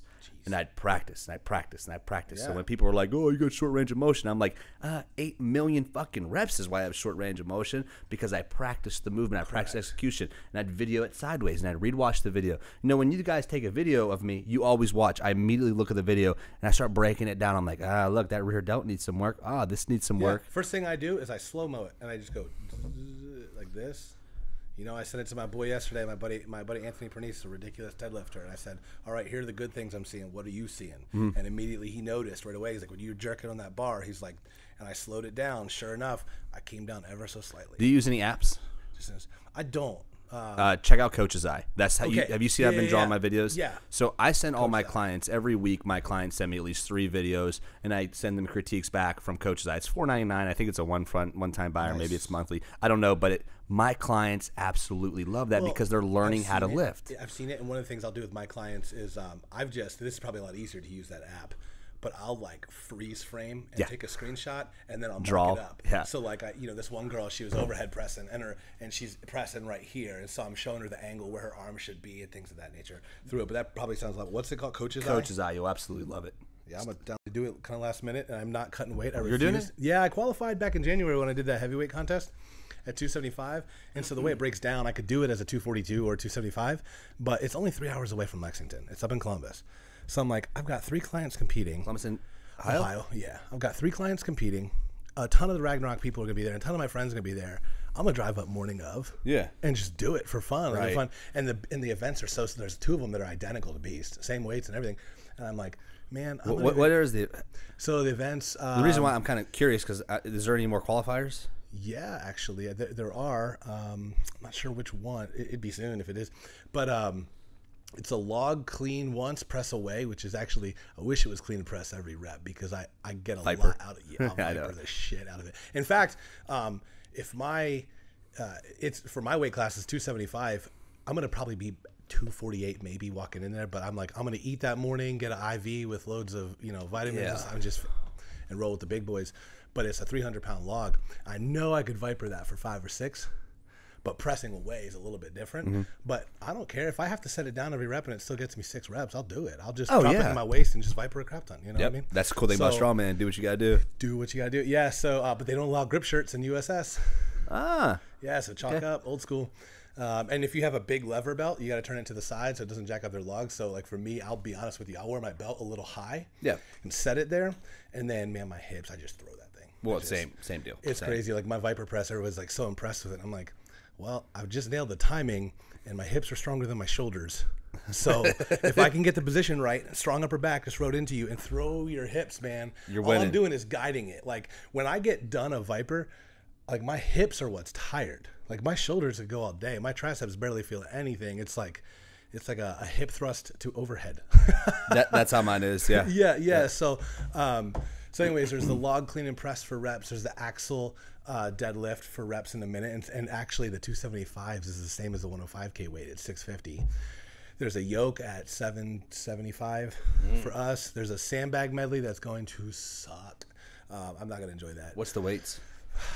For my weight class, I want to say it's like 250 and 300, 275, 300. What you do is you take 2 sandbags, you take like the 275, sprint down, load it on a sled, sprint back, grab the other one, take it down, load it on a sled, then reverse drag across the line. Then there is the sandbag throw, the sandbag, just like Beast. So the deadlift and the sandbag toss are like identical to Beast. So I'm ready for that. Yoke, I always try to train yokes. I'm like ready for that. Yeah, man. The medley will suck, but it's just conditioning. Yeah. Just pick it up and go. Run with it. Yeah, just conditioning, and then the logs. So I love sandbags. Dude, I freaking hate sandbags. They're harder than hell. They are hard, man. That's why I like them. I'm lazy. We have a 200-pound one we fuck with. We just got it the other day, actually, and I just love like picking it up and throwing it over my shoulder. And dude, I get so much. I love the stones too. The issue with the stones is I wish I could use tacky all the time. Because I don't train with tacky at all. See, that's where I'm at. I hardly ever do. And then I just slap it on, and I go straight to skin, man. Yeah, me too. Yeah. Just got this fresh ink though, so last week I had to tape it up. But yeah, you can't do that. Yeah, I'll get these colored after the beast. This one's getting colored in like a week, and I'll get that colored after. But yeah, I just go tacky right to skin. It kind of sucks, but it's my better grip. skin's so rough right there because it's like alligator skin, man. Yeah, it's tough as shit. It used to always like burn a lot in the shower, but not the anymore. nerves are just all beat up. Yeah. Exactly right. It's all beat up. I don't feel it that much anymore. But I only loaded a 300-pound stone one time in training. I did it with tacky only once. Yeah. One time, and in competition, I did 300 for a couple reps, and I loaded a 340 before too. I saw that. I was there at Refuge. Yeah. Whenever we deadlifted that fucking. Remember that car we had to deadlift? Dude, you tore that up. That thing was heavy, bro. Yeah. That's where I excel at the static events. But then you see me do we did a 720 yoke, and everyone else did it like in 10 seconds, and one guy didn't complete it. And this is the reason why I got third that day. And I got it, but it took me 50 seconds. I don't know if you remember. I was beside you the whole time. Yeah, that's half the reason why I got it. Because I was like, bro, I can't let all my homies down. Go. Yeah. Dude, which is why I love strongman. I love all the implements. And like, because when I was in powerlifting, I was getting sick of it as the time went on. A couple of reasons why is because I never conformed to wanting to be part of the. There's an in crowd. 100%. And I'm just like, I don't like that because I don't feel like I'm relatable if I'm that. So like when I would get like these, I got all the invite meets. My numbers were always there, so I could always go to the invite meets. And I have the personality to very easily be in that in crowd. Sure. I was like, bro, I'm old school. You see how I train? I got holes in my pants. I have shirts I've been wearing. Look, all my shirts are cut. You know, it's just how I am. I'm old school, man. It's just how I roll. So, but when I went into the strongman community, it was a totally different vibe and a whole different feel. So eclectic. But what I realized within my first 3 months of training strongman and then doing my first competition was this is truly the ultimate testament of human strength. It really it's is. not 3 movements. It's challenging the body through multiple movements. Here's the best way to explain strongman. How can I do the hardest thing to do in the most awkward way to do it and then try to make it harder? Right. That's strongman. Right. Do it. Yeah. And in all these planes of motion too, right? Like, I mean, you have to be able to move. Like, it's one thing to squat 400 pounds and then get under 800-pound yoke and run with it. Well, that's my issue, Andrew. I've been talking about Andrew about this, Anthony. My problem with that is I squatted 720, but it takes me a minute to carry it 60 feet. I'm real good at walking backwards with it and going down. But, bro, when it comes to running with it, it's hard. And it's something to do with my knees. I used to amateur box, so I used to run. I had a lot of pavement. Now, I hate using that excuse, though, because I see a lot of athletes do really well in strongman. Like my homie Alex, he just started competing, and he's a younger guy, and he's only 18. He deadlifts 500. Have you done a little dude transit mode? He's big now. Yeah. He's jacked. Now he's like 190. But, bro, he runs with like 500. Like runs. But his knees, he's like a bull. Boom, boom, Jeremy, Dylan. Basically, everyone I train with is exponentially better at carrying shit than I am. But I've spent so much time on hip development, glute development, and posterior chain development that my running movement pattern is jacked up. So we have me doing more like ladder drills and foot drills. And when I run, I don't run like heel toe, on my toe. It's like I externally rotate and my hip comes out. Yeah, boom. It's like bam. Yes, I've seen that. Yeah, I've seen that kind of like you're used to. Boom, boom. Yeah, you're used to walking out heavyweight, bam, bam, settle. Yep. And you almost, when you're doing a yoke, you have to, you almost have to keep. It's this weird combination of you have to stay tight, but you have to keep like soft knees and slightly soft hips. You lock anything out, and immediately you're just going to be jarring. Move, when you'll feel like there's nothing on the ground, but you feel like you stepped in a pothole. Yep. You just go like this. Yep. It's this crazy dynamic of got to stay tight and braced.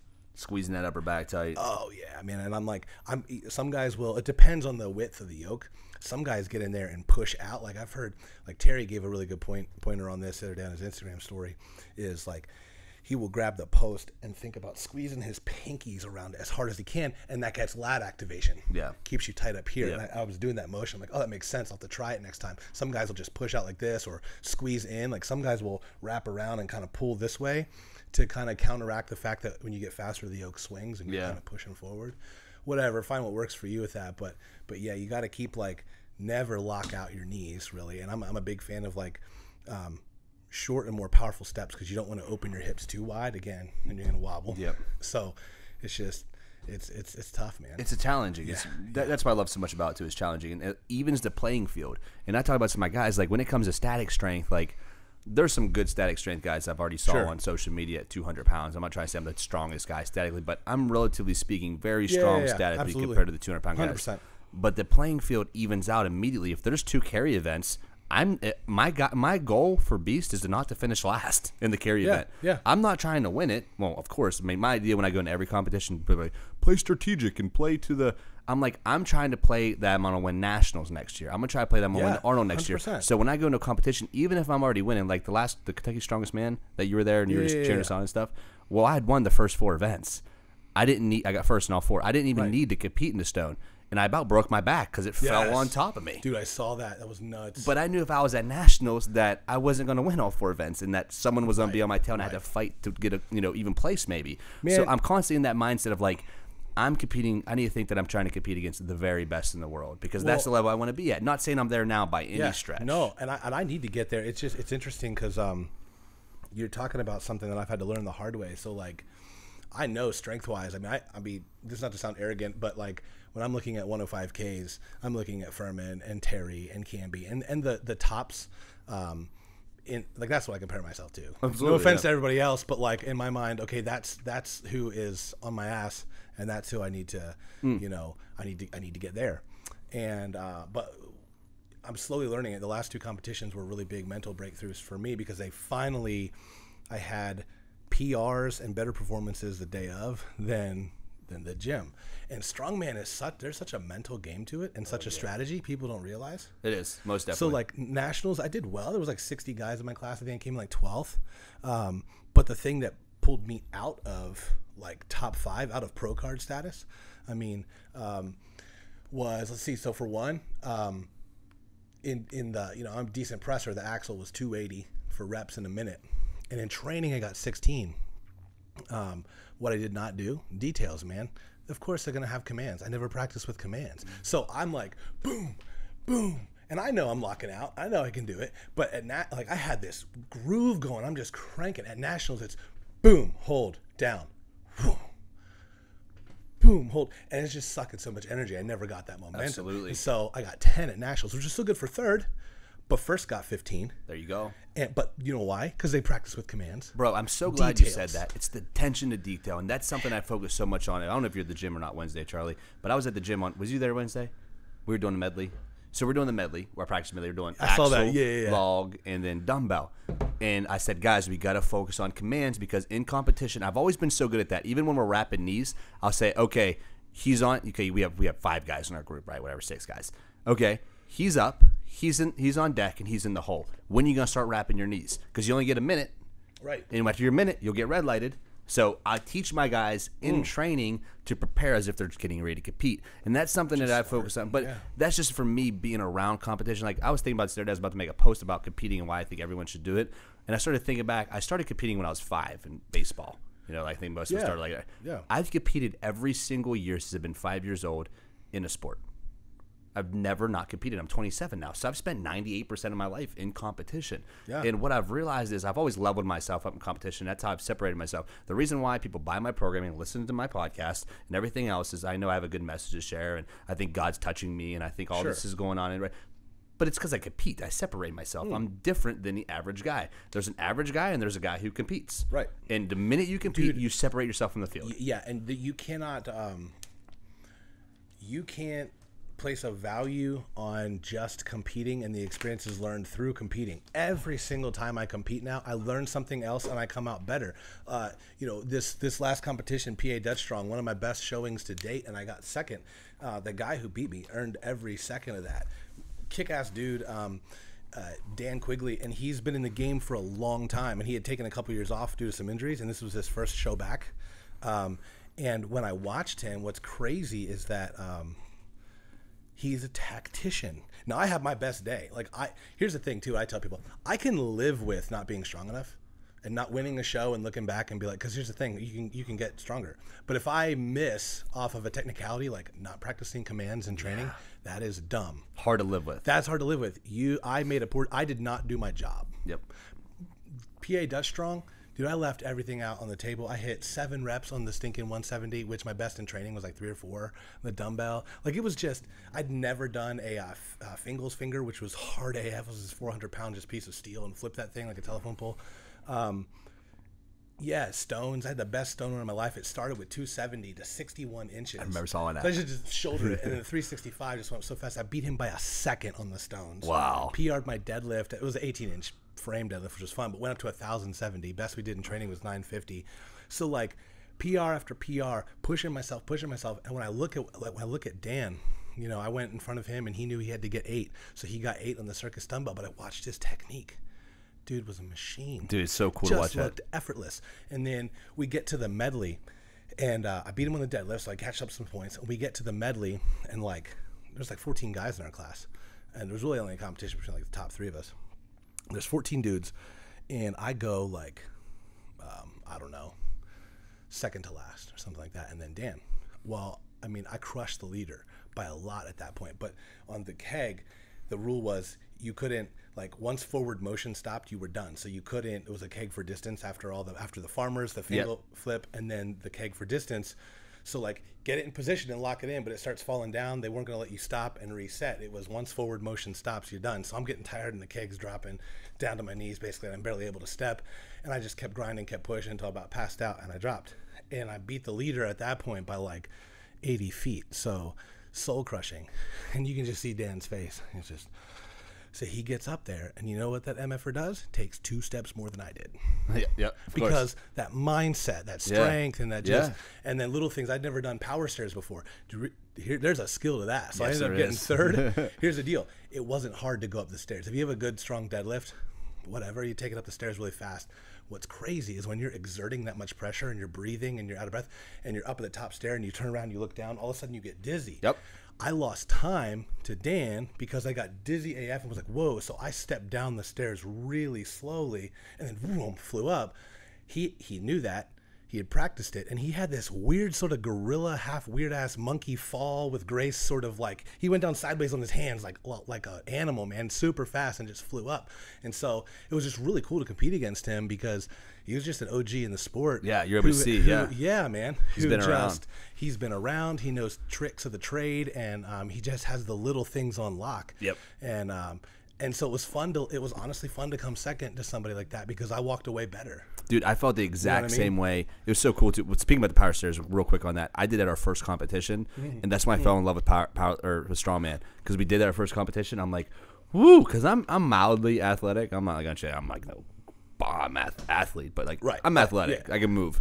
And the idea of like I watched a couple guys go, then it was my turn. I was like, y'all like you might go faster than me going up, but I'm gonna kill you going down. Because like I can move, like I still have my feet about me, so I would get up the stairs and how I would get back down. So what I try to focus on, because I get motion sickness really easy, I turn the same way. So if I got to the top of the stair here, I turned this way and didn't turn back because I lose a second, right? Right. So if I landed here, I turn into my lead foot and then go back down the stairs. See, that little stuff, man, turning into your lead foot and it's a second here. There's so many times when you're at an elite level, when you're at nationals, man, that's what matters. Split seconds will take you from, okay, for a perfect example, another thing. Now, this wasn't really like, this just happened to be unfortunate, but like the last event was this weird medley with the Mauser block, sprint down, come back, grab a duck walk, come up, and then do this arm over arm drag. Dude, I picked that Mauser block and hauled ass. I think it was like in third, like I was moving, man. Like not a lot of people were up with me. Like I was on it. And then I come back, get the duck walk, I freaking flew. And I go to pick up the rope, and my foot slips on the concrete. And it's hilarious. It actually looked like you could totally meme this. What I want to do is actually, I'm not good with editing, so you could probably do this, man. But you see my feet. I should just send it to you. I'm like dancing with the rope. My feet slip, and I never actually fall. What I want to have somebody do is insert like Mario Kart, where he just throws the banana. And I'm like, because that's what I do for like 3 seconds, and then I get on it and I pull it back, dude. And you know what? I was off the winner by 3 seconds by that little slip. There you go. But that little 3 seconds dropped me like boom, because people were, I mean, it was literally fractions of a second that were separating people. Yeah.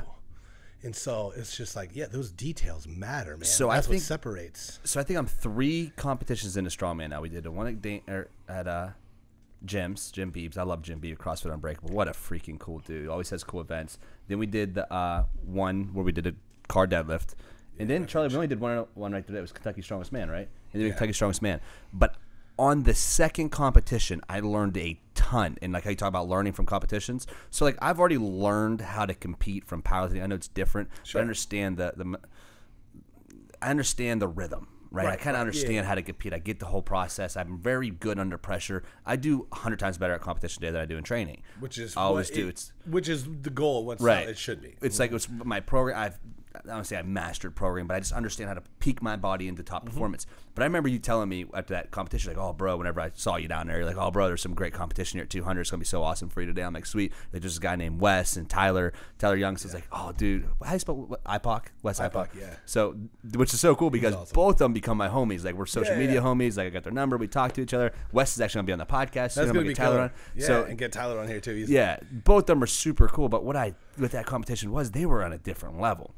And it was just, I mean, Wes is just drinking beer the whole time and having a good ass time. And I'm like, this dude is by far like the coolest fucking dude, right? And then he's insane. Tyler's a hell of a competitor. They're both fierce competitors. Yes, they are. But they're both pretty elite guys. Like they're pretty high up there in the 200 pounds.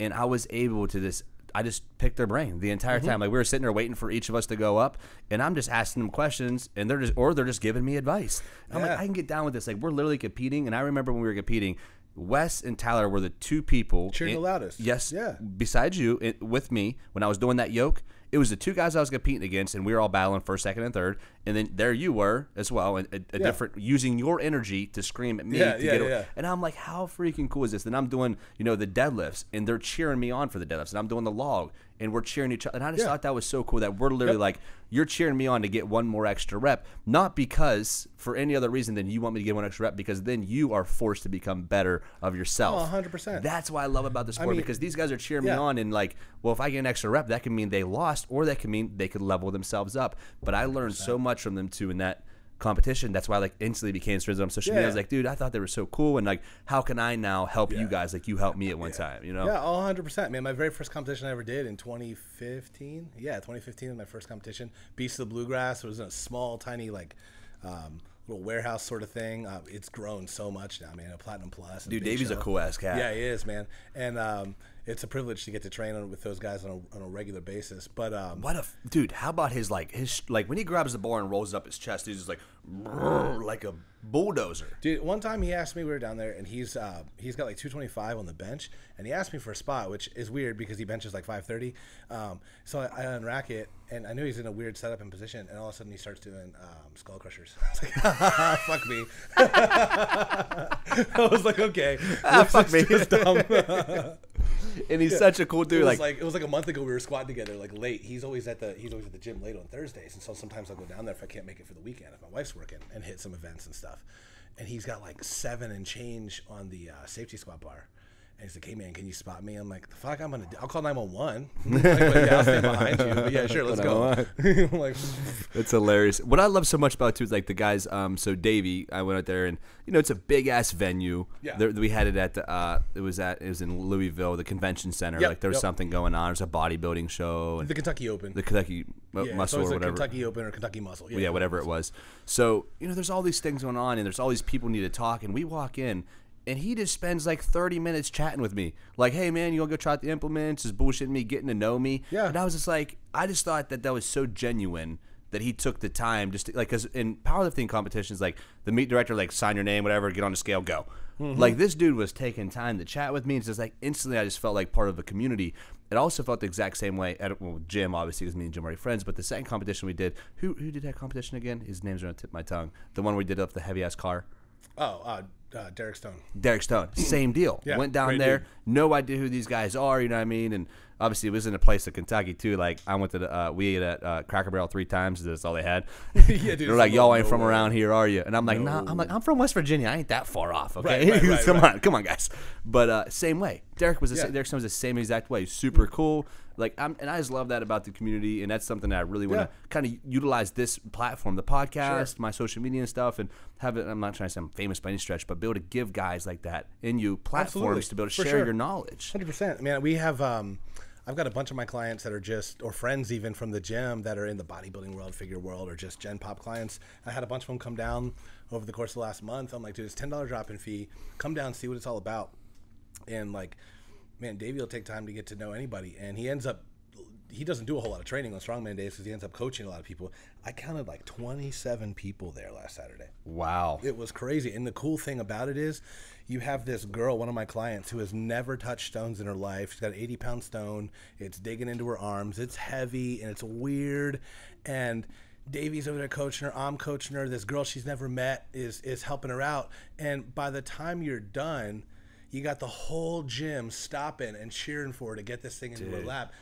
From somebody who's never touched a weight up into people that are competing at the heavyweight open at the Arnold to, like, it doesn't matter. Everybody's going to stop and cheer for somebody and help them out. And that's just what's so cool about the community. Very first contest I ever did, tiebreaker came down to stone over bar. It was 280 for reps. I got 8, and Cody, I'm like in his face screaming, and he ends up getting 9. I get second. I'm like, you know, but it was awesome, and we're friends to this day. Yeah, it's so, dude. That's what I think so cool about it. Like the other day, I'm having issues with everything with strongman. It's just like I'm constantly trying to learn how to be better. Sure. Like I feel like I'm getting good, and I'm progressing, and the weights are relative, and I can handle most of the weights. But it's like I'm thirsty for knowledge, man. Like I just love applying new skills and tips. So if I have a question on something, I hit up. I have quite a few strongman friends. I hit them up, and the other day I hit up Terry, and I'm like, all right, dude. I remember Terry told me he had a real hard time with dumbbell, the circus dumbbell, and he had to do a lot of practice with it. I just remember him faintly saying, I use Jessica Fifth, and she comes to the gym a lot. People like that. So I hit Terry up. I'm like, yo, man, what can I do for my dumbbell? He sends me a 5-minute video. Right. 5-minute video on cues for the dumbbell. And I'm like, you just can't, like, that's just like, you know, I should have paid for that. That should be a $200 service in my opinion, because that could be the difference of me getting second and first. Right. And he just poured that knowledge out. No. Nationals or not, you know, Arnold qualifier or not. You know, so I just think like those tips that people take the time out of their day, and that's the reason, like, oh man, you're so generous and thank you for taking time. And people tell me this, I'm like, I mean, 1,000 people's done it for me. Right. I'm just passing forward. That's all. And I hope that they don't take that knowledge and hoard it.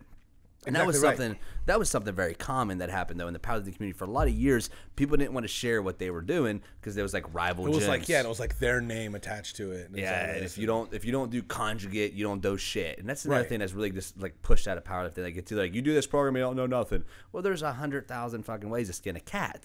Dude, so who cares? Terry posted yesterday on his Instagram. It's like a good coach is never going to talk bad about another coach. People get strong differently. Yes, absolutely. I was talking to one of my clients too. Here's the deal: you can have.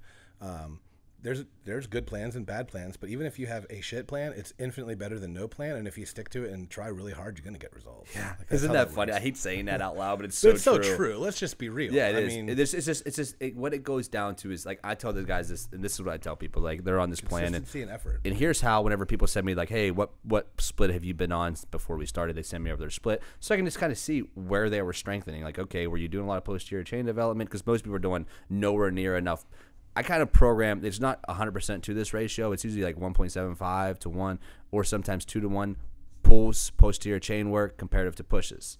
So we're doing almost double the amount of rows, double the amount of posterior chain work as we are doing quad work, or as we are doing pressing work. Makes sense. And the reason being is because those are always the underdeveloped muscle groups. The reason being is because we're on our phones, texting, we're driving, we're pressing. Everything we're doing is forward, we're walking. So all of the muscles that are being utilized most are forward. So I always try to program this idea of coming back. So I watch what guys are, and it's, you know, and it also gives me a good idea to give them a scale. Like, okay, you've been with this coach for this many months. I just want to explain to you kind of how your program was structured. You did a lot of leg press, a lot of squats, a lot of front squats. You did a lot of quad development and a lot of core, a lot of core development, front end development. You didn't do enough back end development. And in order for us to get you where we want to be, we got to really strengthen the posterior chain. I'm guessing that this process is going to take me roughly 6 to 10 weeks to get you in the position that you want to be in. Naturally, with the new form adjustments and just teaching you a few cues, I might be able to set a PR, but for me to get you really where I think you want to be and where we want you to be, this is an idea of what it's going to take, and this is why to develop these muscle groups. So I run everything in 3-week waves. My coaching's 4 weeks, but everything's through 3-week waves. And maybe we're doing an accessory movement such as we need to really work on the hip hinge, and we need to work on posterior chain strength. So we're going to go ahead and deadlift first, then we go ahead and do good morning second, right?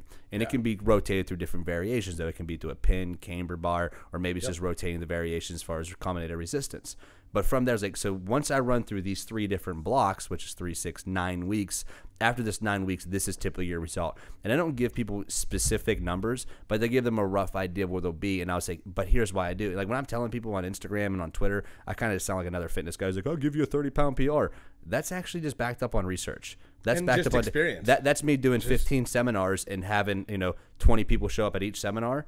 And every time I do a seminar, that 10 seminars I've done and 20 people show up, that's what's that math? Right, yeah. Right, I don't know. That's that math, right? So that's how many people I have setting these numbers per person, right? So I'm saying you're that. not lying. You're so just I'm not telling lying. I'm average, just telling. This is what the average person pulls. Right, and it could be more, it could be less. It could be more and it could be less, but it gives people an idea of what to shoot for. And I love dreaming with people, saying like, I have this is a God-gift talent to me that I can just see the best in people. So it's just like when people are like, oh, I suck at this. I'm like, yeah, but you're really good at this. Right.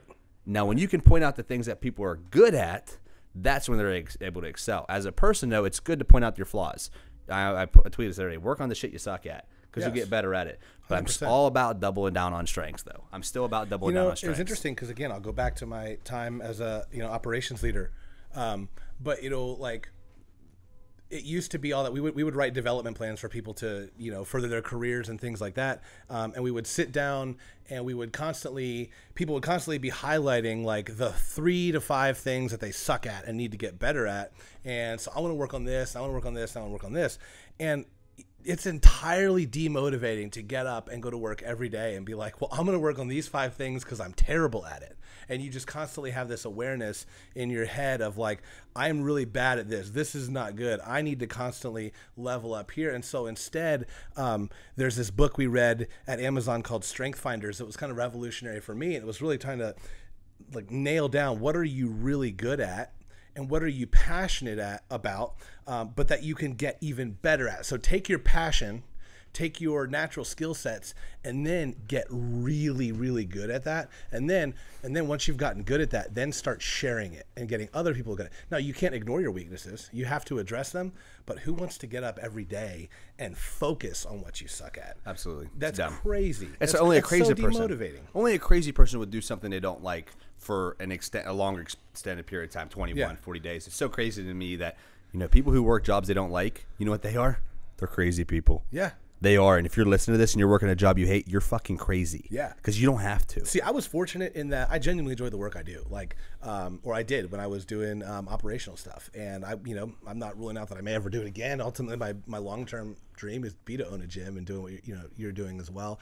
But I enjoyed. That was one of those things I loved. I enjoyed what I did, man. I liked working with people. Yeah. That's why there's not a whole lot difference. Like, I get to combine my passion for fitness and strength training and constantly learning and being my own boss. That's super cool.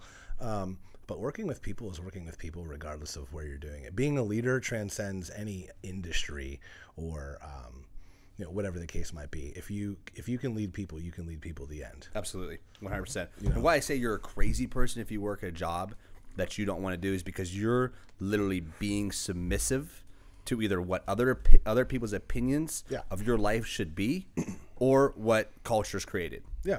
That's on you. You can most definitely change, but it takes you to take time to better yourself. Yeah, and it's people don't like risk. We like comfort. You know what I'm saying? Dude, we love comfort so much that we even call food it. Yeah. We have comfort food. Right. Mashed potatoes and gravy. I mean, it is I love me some stuffing and mashed potatoes. 100%. But we have everything's about being more comfortable. I tweeted this actually a few months ago. I said, how much time are you spending chasing a comfortable life?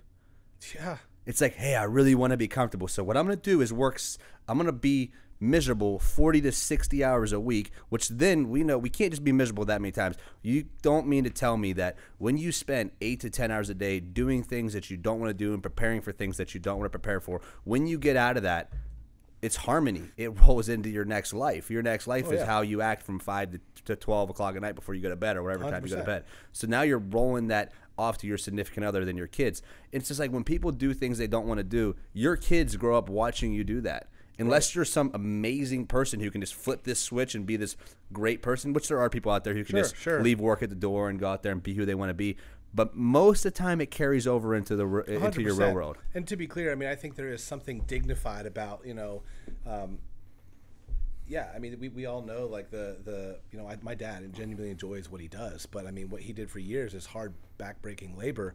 But he's one of the hardest working people I know. And while he may not have felt like getting up and going to do construction every single day, you know, his greater desire was to take care of his family and to show us hard work and things like that. And so I think, there's definitely people that can do that. But I think for him, I think the overall theme is you have to know your why and your purpose. If you don't, that's the key. You can even do a super shitty job. People will do super shitty things if it's connected to a purpose. Yeah. So that's why whenever I would lead people, I was always big on personal development, because, man, I can ask people to do some really sketchy things and stuff that they just don't enjoy.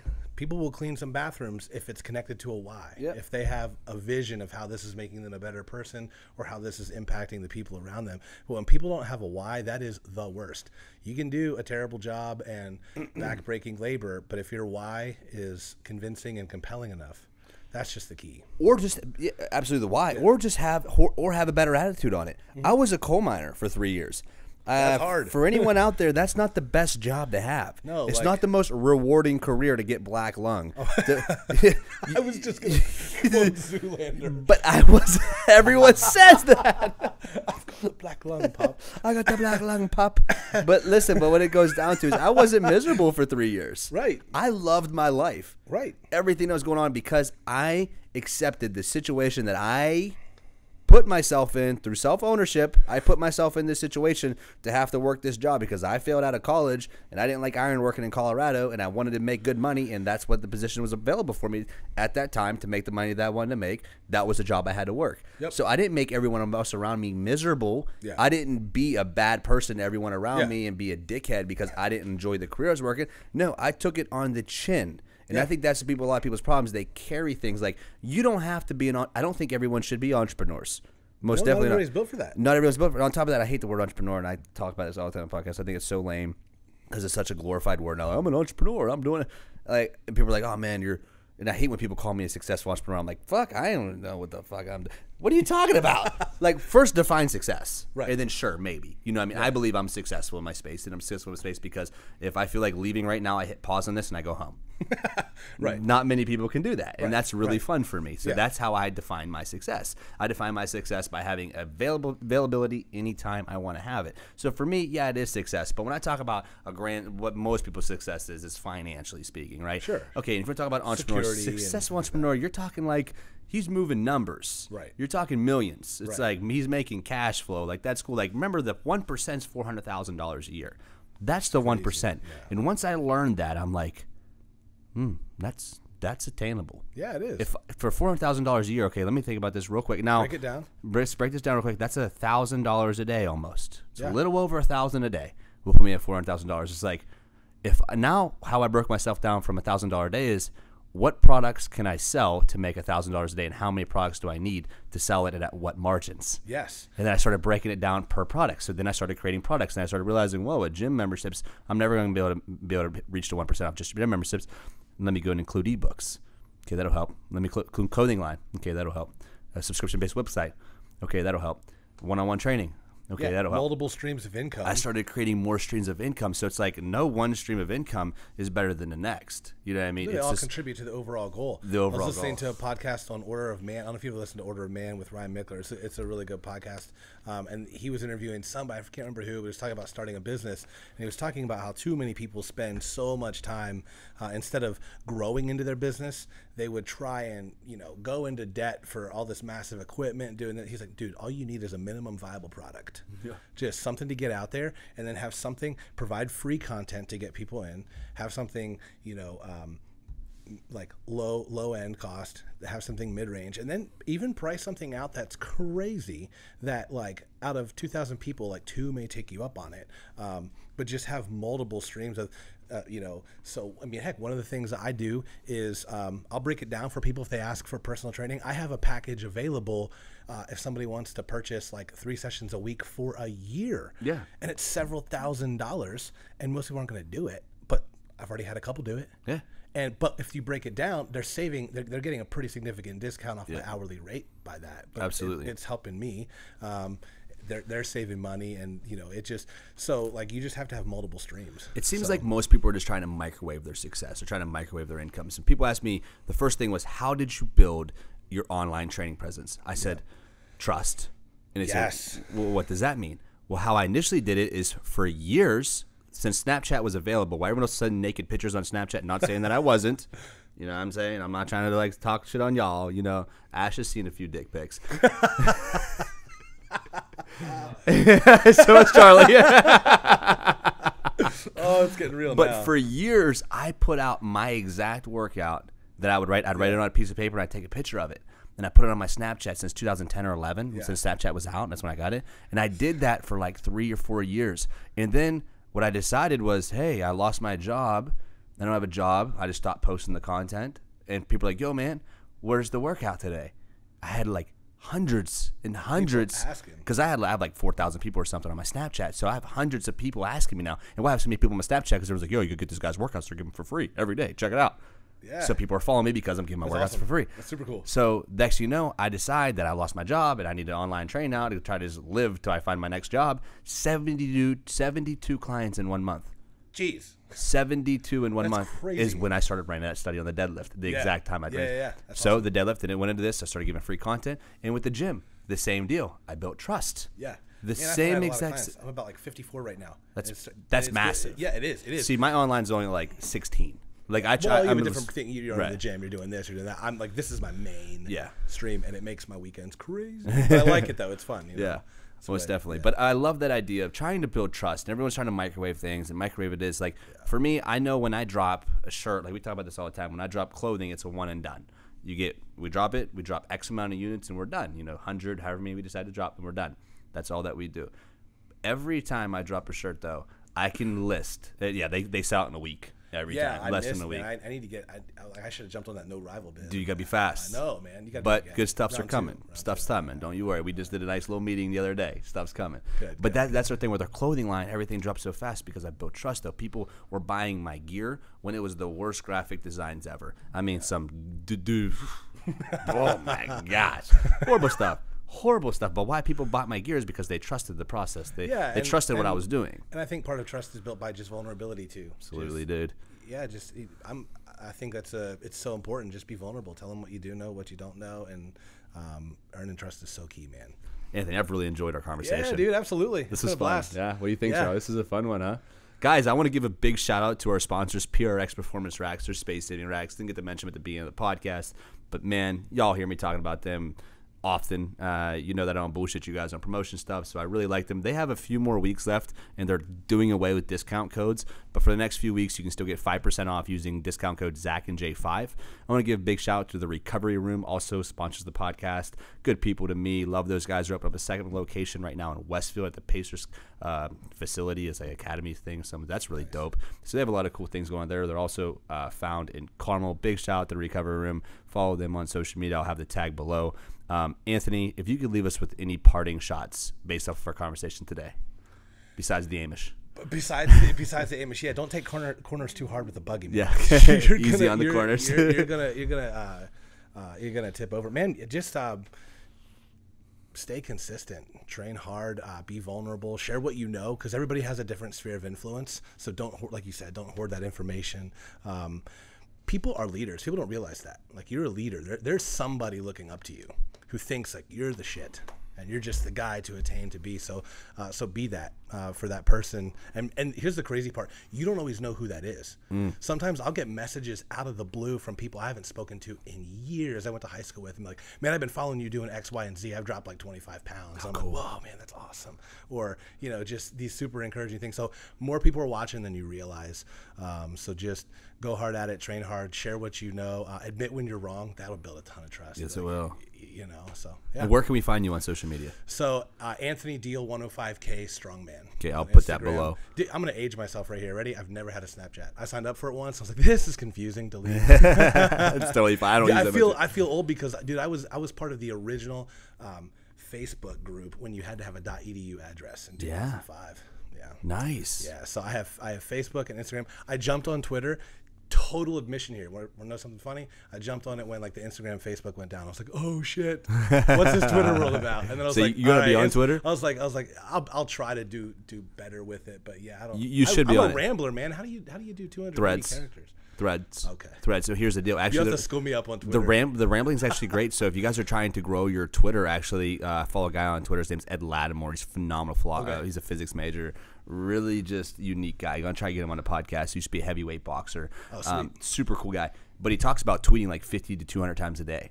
And that's how he grew his following to like, it was at like 10,000 3 years ago. Now it's like 80,000 or something. But he tweets like 50 to 100 times a day. Like 6. So you could grow it though by just real. producing content. And you have cool things to say. So like if you want to talk about the deadlift, just literally put a thread out and talk about the deadlift for 2 paragraphs. Right. Makes sense. Yeah, cool. It's super cool when you grow your Twitter. And you also, why I love Twitter so much, is because I engage with people a lot better. Yeah. People are a lot more likely to tweet at you than they are to leave you a comment on Instagram. Although, like, you know, I feel like your Instagram, different types of platforms. It is a different platform, but I feel like your Instagram does really well from what I can see on the comments, and so does your Facebook. Yeah. But you can have that same exact, but you're gonna reach a different demographic on Twitter naturally. Yeah, 100%. And it's also hilarious. People say the craziest shit on the internet, which is so funny. The internet's hilarious. I love the internet, dude. It's like Did everyone posted on Facebook the other day. It was really awesome. I was super nice to the guy. I didn't want to be mean at all. But I was posting something about time under tension and we'll talk about muscle building. And I totally got lectured by like a 160-pound vegan dude on how to build muscle. Yeah. That's obvious. I love it. Yeah. And I'm always, and when I'll do that, when people hit me up and will say things, I go, oh, because I was talking about machines on Twitter one day. Yeah. And I'm like, yo, don't use this machine. Or I said, don't use machines. I said, how to get strong. You know, lift more free weights, increase your calories, stop messing with the machines. And some guy goes, this is total bullshit. Everybody should be using machines.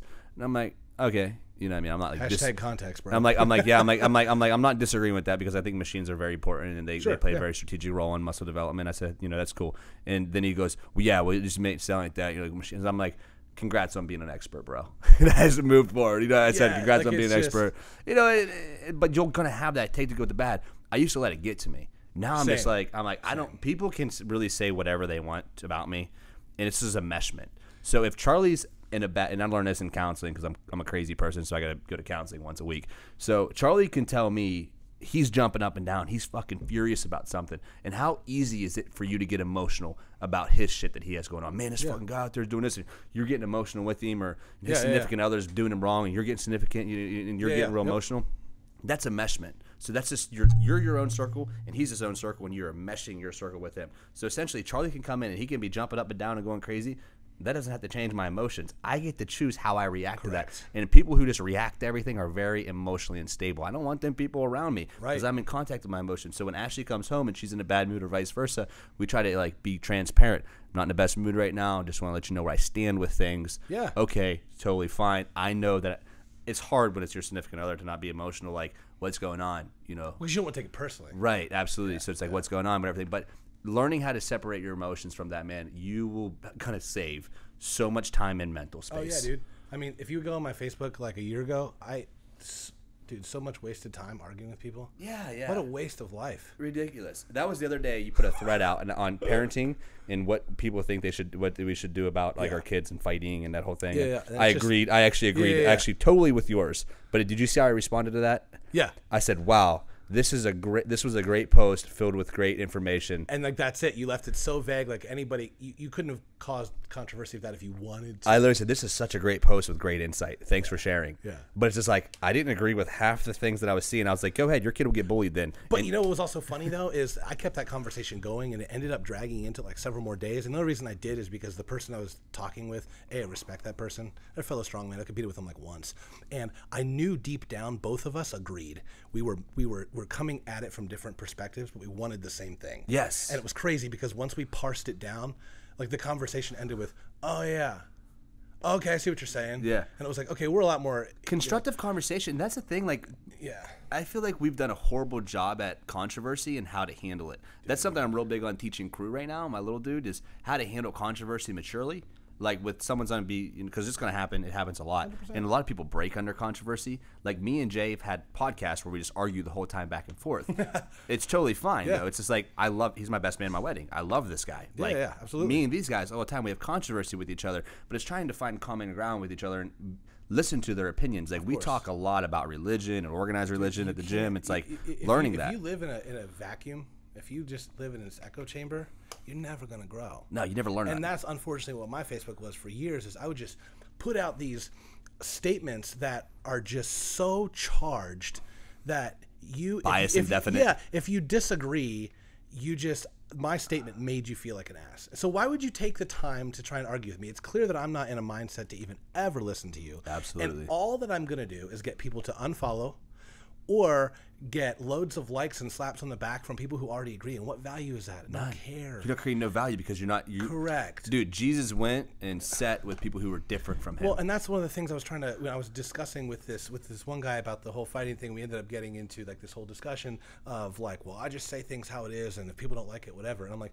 okay, you can totally have that approach when it comes to like your beliefs. Don't back down whatsoever. But like, if I say something you fundamentally disagree with, I don't give a shit. Now, if I say it in a way that makes you feel demeaned, that's my problem. Yeah.